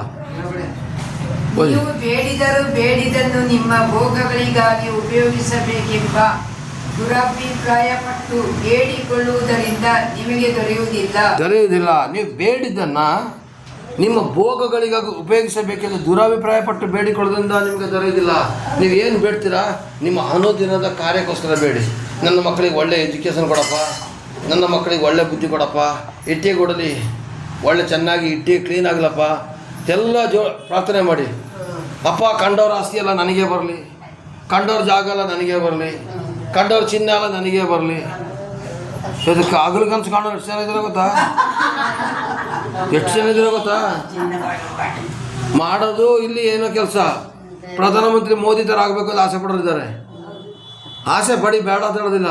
ಆದರೆ ನೀವು ನಿಮ್ಮ ಭೋಗಗಳಿಗೋಸ್ಕರ ಮಾಡಬೇಡಿ. ನಾನು ಆಗಲೇ ಹೇಳಿದೆ, ಅಮ್ಮನಿಗೆ ಏನು ಬೇಕು, ಇವರಿಗೆ ಅರ್ಜೆಂಟಾಗಿ ಒಂದು 4 ಚಕ್ರದ ಒಂದು ಗಾಡಿ ಬೇಕು. ಇವತ್ತು ಹೇಳಿದ ಮಾತಮ್ಮ, ಇದು ಆಶೀರ್ವಾದಕ್ಕೆ ತಗೊಂಡೋಗಿ 4 ಚಕ್ರದ ಗಾಡಿ ಬೇಕು, ತೆಗಿತೀರಾ? ಆಶೀರ್ವಾದಕ್ಕೆ ತಗೊಳ್ಳಿ ಮಾತನ್ನ, ಗೊತ್ತಾಯ್ತಾ? 4 ಚಕ್ರದ ಗಾಡಿ ನನಗೆ ಆಗಲಿಂದ ನನ್ನ ಬಾಯಿಗೆ ಬರ್ತಾಯಿದೆ, ಆದಷ್ಟು ಬೇಗ ತೆಗಿತೀರಾ? ಈ 4 ಚಕ್ರದ್ದು ಅವರಿಗೆ ಆಟೋ ಅಥವಾ ಟೆಂಪೋ ಬೇಕು. ಈಗ ದೋಸ್ತ್ ಗಾಡಿದೆಲ್ಲ ಬರ್ತಾ ಇದೆಯಲ್ಲ ಅಂಥದ್ದು ಬೇಕು. ಅದು ಬಿಟ್ಬಿಟ್ಟು ಇವರು 4 ಚಕ್ರದ ಕಾರು ಬೇಕಾದರೆ ದೇವರು ನಿಜವಾಗಿ ಆಶೀರ್ವಾದ ಮಾಡೋದಿಲ್ಲ. ಯಾಕೆ ಹೇಳಿ, ನಿನ್ನ ಈ ಸ್ಥಿತಿಗೆ ಕಾರು ಬೇಕಾಗಿಲ್ಲ ಅಂತ ದೇವ್ರಿಗೆ ಗೊತ್ತು. 4 ಚಕ್ರದ ಗಾಡಿ ಬೇಕಾದ್ರೆ 4 ಚಕ್ರ ತಾನೆ. 4 ಚಕ್ರದ ಕಾರು ಬೇಕಾದ್ರೆ ಕೊಡ್ತಾರ? ಇದೇ ದುರಭಿಪ್ರಾಯ. ದುರಭಿಪ್ರಾಯ ಯಾವುದು ಇದೆ? ಯಾವುದು ಬೇಕು? ಅರ್ಜೆಂಟಾಗಿ ಇವ್ರು ಬೇಕಾಗಿರೋದು ಒಂದು ಆಟೋ, ಒಂದು ಟೆಂಪೋ, ಏನೊಂದು ಬೇಕು ಇಟ್ಟಿ ಸಾಕ್ಸೋಕ್ಕೆ. ಇವರು ಅದ್ರ ಬದಲಿಗೆ ಚಿಕ್ಕದಾಗಿರೋ ಮಾರುತಿ ಕರ್ತನ ಮನೆ ಮುಂದೆ ನಿಲ್ಲಿಸಿದ್ರೆ ಅವನಿಗೆ ದೊಡ್ಡ ಸಿಗೆ ನೋಡೋದು ಜನ ಹೇಳ್ತಾರೆ. ದೇವರು ಆಶೀರ್ವಾದ ಮಾಡೋದಿಲ್ಲ. ನಿಮಗೆ ಏನು ಬೇಕೋ ಅದನ್ನು ಕೇಳಿ, ಏನು ಬೇಕೋ ಅದನ್ನು ಕೇಳಿ. Hallelujah, hallelujah. ಇವತ್ತು ನಮ್ಮ ಭೋಗಗಳಿಗೋಸ್ಕರ ಕೇಳಬಾರ್ದು. ಉದಾಹರಣೆಗೆ ಹೇಳಿದಷ್ಟೇ, ನಿಮಗೆ ಏನು ಬೇಕೋ ಅದನ್ನು ಮಾತ್ರ ಕೇಳಿ, ಸ್ವಾಮಿ ಕೊಡ್ತಾರೆ. ನಿಮ್ಮ ಅಗತ್ಯತೆಗಿಂತಲೂ ಜಾಸ್ತಿ ಕೇಳಿದಾಗ ದೇವರು ಹೇಳ್ತಾರಂತೆ, ನಿನಗೆ ನಾ ಕೊಡೋದಿಲ್ಲ. ನಮ್ಮಲ್ಲಿ ಒಬ್ಬರಿದ್ದಾರೆ, ನಮ್ಮ ಮೈಸೂರು ಚರ್ಚಲ್ಲಿ ಒಬ್ಬರಿದ್ದಾರೆ, ಮೈಸೂರಿದ್ದಾರೆ. ಆ ಅಮ್ಮ ಬಂದರೆ ಸಾಕು, ಬರೀ ನಂದು ಆ ಆಸ್ತಿಗೆ ಪ್ರಾರ್ಥನೆ ಮಾಡಿ ಈ ಆಸ್ತಿ ಪ್ರಾರ್ಥನೆ ಮಾಡಿ ಈ ಆಸ್ತಿ ತಗೊಳ್ತೀರ ಅವ್ರು ನನಗೇ ಕೊಡಬೇಕು ಅಂತ ಪ್ರಾರ್ಥನೆ ಮಾಡಿದ್ದ. ಏನು ಪುಕ್ಷಟ ಬಿದ್ದಿರೋ ಜಾಗ ಅದು? ಅದೆಲ್ಲ ತಪ್ಪು ಕಣಮ್ಮ. ಅವ್ರ ಆಸ್ತಿ ನಿನಗೆ ಕೊಡಬೇಕು ಅಂತ ನೀನು ಅವ್ರು ರೇಟ್ ಕೊಡೋರು ಕೊಡ್ತಾರೆ, ಅವ್ರು ರೇಟ್ ಕೊಡೋದಿಲ್ಲಂತೆ. ಬರೀ 3 ಲಕ್ಷಕ್ಕೆ ಜಾಗ ಸಿಗ್ಬೇಕಂತ ಪ್ರಾರ್ಥನೆ ಮಾಡ್ಕೊಳ್ಳಿದ್ದೇಳಿ. ಆಗ ಅವನಿಗೆ ಅನ್ಯಾಯ ಆದರೂ ಪರವಾಗಿಲ್ಲ, ಇವಳಿಗೆ 3 ಲಕ್ಷ ಸಿಗಬೇಕು. ನ್ಯಾಯನಾ? ನ್ಯಾಯನಾ? ಅಲ್ಲಲ್ಲಿಯಾ ನಾವು ಹೇಳ್ತೀನಿ ಕೇಳಿ, ಪಕ್ಕದವ್ರ ಸೈಟ್ ನನಗೇ ಬೇಕು 3 ಲಕ್ಷಕ್ಕೆ ಸಿಗಬೇಕು ಅಂತ ಪ್ರಾರ್ಥನೆ ಮಾಡಿದ್ರೆ ನಾನು ಮಾಡೋದಿಲ್ಲ. ಆ ವ್ಯಕ್ತಿನೂ ದೇವ್ರ ಮಗನೇ, ಅವನದು ಒರಿಜಿನಲ್ ರೇಟ್ ಎಷ್ಟಿದೆ ಅಷ್ಟಕ್ಕೆ ಹೋಗ್ಬೇಕು. ನಿಜ ಅಲ್ವಾ? ಎಷ್ಟು ದುರಾಸೆ ಮನಸ್ಸಿದೆ ಗೊತ್ತಾ? ಅಂಕಲ್ ಆ ಸೈಟು ನನ್ನ ಹತ್ರ ಬಂದಿದ್ದಾರೆ, ಸೈಟ್ ನನಗೆ ಆಗಬೇಕು, 11 ಲಕ್ಷ ಹೇಳ್ತಾರೆ, 7 ಲಕ್ಷಕ್ಕೆ ಸಿಗೋ ಪ್ರಾರ್ಥನೆ ಮಾಡಿದ್ದ. ಆಗ 4 ಲಕ್ಷ ಅವನಿಗೆ ಬಿಟ್ಕೊಡ್ಬೇಕಾ ನಾನು? ಇದು ತಪ್ಪಾದ ಪ್ರಾರ್ಥನೆ. ಅವನು ದೇವ್ರ ಮಗ, ಇವರು ದೇವ್ರ ಮಕ್ಕಳೇ. ಅದಕ್ಕೆ ಏನು ರೇಟ್ ಇದೆ ಅದು ಸಿಗಲಿ ಪ್ರಾರ್ಥನೆ ಮಾಡ್ತೀನಿ. ಇವತ್ತು ತುಂಬ ಜನ ಇದ್ದಾರೆ ದುರಾಸೆಗೋಸ್ಕರ ಪ್ರಾರ್ಥನೆ ಮಾಡಿಸ್ಕೊಳ್ಳೋರು. ದಯವಿಟ್ಟು ಬೇಡ ಪ್ರಿಯರೇ, ದುರಾಸೆಯ ಪ್ರಾರ್ಥನೆ ದೇವರು ಕೇಳೋದಿಲ್ಲ. ದೇವರ ಚಿತ್ತ ಏನಿದೆ, ಅನುದಿನದ ಆಹಾರವನ್ನು ನಿಮಗೆ ಇವತ್ತು ಒದಗಿಸ್ತೀನಿ, ಅನುದಿನದ ಅಗತ್ಯತೆಗಳನ್ನು ಒದಗಿಸ್ತೀನಿ ಅಂತ ಮತ್ತೆ 6-8 ಹೇಳಿದ್ದಾರೆ. ಅಂದಿನ ಅಗತ್ಯತೆ ಏನು? ಈಗ ನಿಮ್ಮ ಮಗಳು ಮದುವೆ ಮಾಡಬೇಕು, ಅದಕ್ಕಿರೋ ದುಡ್ಡ ದೇವರು ಒದಗಿಸ್ತಾರೆ ತಗೊಂಡು ಅವತ್ತಿನವರೆಗೆ ಚೆನ್ನಾಗಿ ತಿಂದುಬಿಟ್ಟು ಅಲ್ಲಿಂದ ದೇವರೇ ದುಡ್ಡು ಕೊಡೋದಿಲ್ಲ. ನಿಮಗೆ ದೇವರು ಉಳಿಸೋಕಿರೋ ಬುದ್ಧಿ ಕೊಟ್ಟಿದ್ದಾರೆ. ನಿಜಾನ ಸುಳ್ಳ? ವಿದ್ಯೆ ಮದುವೆ ಮಾಡಬೇಕು ತಗೊಂಡು ಮದುವೆ ಟೈಮಲ್ಲಿ ಬಂದ್ಬಿಟ್ಟು ಅಂಕಲ್ ಪ್ರಾರ್ಥನೆ ಮಾಡಿ ಮದುವೆಗೆ ದುಡ್ಡು ಆಗಬೇಕು ಅಂದರೆ ಬರೀ ಸಾಲನೇ ಆಗೋದು. ನೀವು ಬುದ್ಧಿವಂತರಾದರೆ ಈಗಲಿಂದನೇ ಕೂಡಿಸಿಡಿ. ನನ್ನ 3 ಮಕ್ಕಳಲ್ಲಿ 2 ಮಕ್ಕಳ ಮದುವೆಯನ್ನು ನಾನು ಸಾಲ ಮಾಡಿಲ್ಲ, ಕೊನೆ ಮಗನ ಮದುವೆಯನ್ನು ಸಾಲ ಮಾಡೋದಿಲ್ಲ. ನಾನು ಗ್ರ್ಯಾಂಡಾಗಿ ಮಾಡೋದಿಲ್ಲ. ಯಾಕಂತ ನಾನು ಮಾಡಿ ಸಾಲ ಹೊತ್ಕೊಳ್ಳೋದಿಲ್ಲ. ನನಗೆ ಬೇಕಾಗಿರೋ ಸೊಸೆ. ಅಲ್ಲಲ್ಲಿಯ ಬೇಡ. ನನಗೆ ಜನಗಳಿಗೆ ನಾನು ಏನು ಕೊಡಬೇಕು? ನಮ್ಮ ಸಭೆಯವರಿಗೆ ನಾನು ಊಟ ಹಾಕ್ತೀನಿ, ನಮ್ಮ ನೆಂಟರು ಎಷ್ಟು ಕದ್ಬಿಟ್ಟು ನಾನು ಮಾಡ್ತೀನಿ. ಆದರೆ ನಾನು ಗ್ರ್ಯಾಂಡಾಗಿ ಮಾಡೋಕ್ಕೆ ಹೋಗೋದಿಲ್ಲ. ಸಿಂಪಲ್ ಆಗಿನೇ ರಿಜಿಸ್ಟ್ರೇಷನ್ ಮಾಡಿ ಮದುವೆ ಮಾಡಿ ನಮ್ಮ ಸಭೆ ಜನಕ್ಕೊಂದು ಊಟ ಹಾಕ್ತೀನಿ ಅಷ್ಟೇ. ಮದುವೆ ಕೂಡ ಯಾರನ್ನ ಕರೆಯೋದಿಲ್ಲ. ಯಾಕೊತ್ತಾ? ಖರ್ಚು ವೆಚ್ಚ ಮಾಡಿ ವೇಸ್ಟ್ ಮಾಡಬಾರ್ದು. ಇವತ್ತು ಮದುವೆಗಳಿಗೆ ಕಡಿಮೆ ಸಾಲ ಮಾಡ್ತಾರಮ್ಮ, ಕೊನೆಗೆ ಸಾಲ ತೀರ್ಸೋಕ್ಕಾಗದೆ ನೇಣು ಹಾಕೊಂಡು ಸಾಯ್ತಾರೆ. ನಿಜ ಅಲ್ವಾ? ಇದೆಲ್ಲ ಇವತ್ತು ದೇವರ ಚಿತ್ತಕ್ಕೆ ವಿರುದ್ಧವಾಗಿ ಮಾಡಿಬಿಟ್ಟು ಅಲ್ಲಿಂದ ಪ್ರಾರ್ಥನೆ ಮಾಡೋದು. ದೇವರೇ ನನ್ನ ಆಶೀರ್ವದಿಸು, ದೇವರೇ ನನ್ನ ಕರುಣಿಸು, ಯಾವುದೇ ಕಾರಣಕ್ಕೆ ಮಾಡೋದಿಲ್ಲ. ನೀವು ದೇವರ ಚಿತ್ತ ಪ್ರಕಾರ ಮನೆಯಲ್ಲಿ ನಡೀತಾ ಇದ್ದೀರಾ, ಪ್ರಾರ್ಥನೆ ಮಾಡಿ ಸಕ್ಸಸ್ ಆಗುತ್ತೆ. ಕೊನೆಯದಾಗಿ ನಾನು ಹೇಳಿ ಮುಗಿಸ್ತಾ ಇರೋದೇನೆಂದರೆ, ದೇವರ ಚಿತ್ತಕ್ಕೆ ವಿರೋಧವಾಗಿ ಪ್ರಾರ್ಥನೆ ಮಾಡಿದ್ರೆ ದೇವರು ಕಾರ್ಯ ಮಾಡೋದಿಲ್ಲ. ಕೀರ್ತನೆ 66:18 ಬರೆದಿದೆ, ಕೆಟ್ಟತನದ ಮೇಲೆ ಮನಸ್ಸಿಟ್ಟಿದರೆ ಸ್ವಾಮಿ ನಿನ್ನ ವಿಜ್ಞಾಪನೆ ಪ್ರಾರ್ಥನೆಯನ್ನು ಕೇಳೋದಿಲ್ಲ.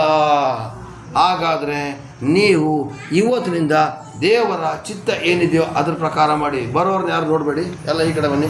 ಕ್ಲೋಸ್ ಆಗೋ ಟೈಮಲ್ಲಿ ಬಂದವರಿಗೆ ನಾವೇನು ಆಶೀರ್ವಾದ ಮಾಡೋಕ್ಕಾಗೋದಿಲ್ಲ. ಸುಮ್ಮನೆ ಈ ಕಡೆ ನೋಡಿ, ಎಲ್ಲ ಈ ಕಡೆ ನೋಡಿ. ಹಲ್ಲೆಲೂಯಾ.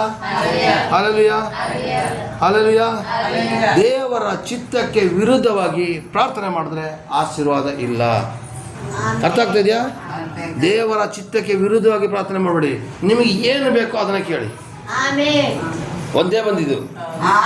ಯಾಕಂದ್ರೆ ದುರಾಸೆ ಇನ್ನೂ ಬಿಟ್ಟೋಗಿಲ್ಲ ಅಂತ ಅರ್ಥ. ನೀವು ಯಾವಾಗ ಆಮೇಲೆ ಹೇಳೋದಿಲ್ವೋ, ದುರಾಸೆ ಇನ್ನೂ ಬಿಟ್ಟೋಗಿಲ್ಲ. ನಿಮಗೆ ಅದು ಬೇಕು, ಇದು ಬೇಕು, ಅದು ಬೇಕು, ಇದು ಬೇಕು.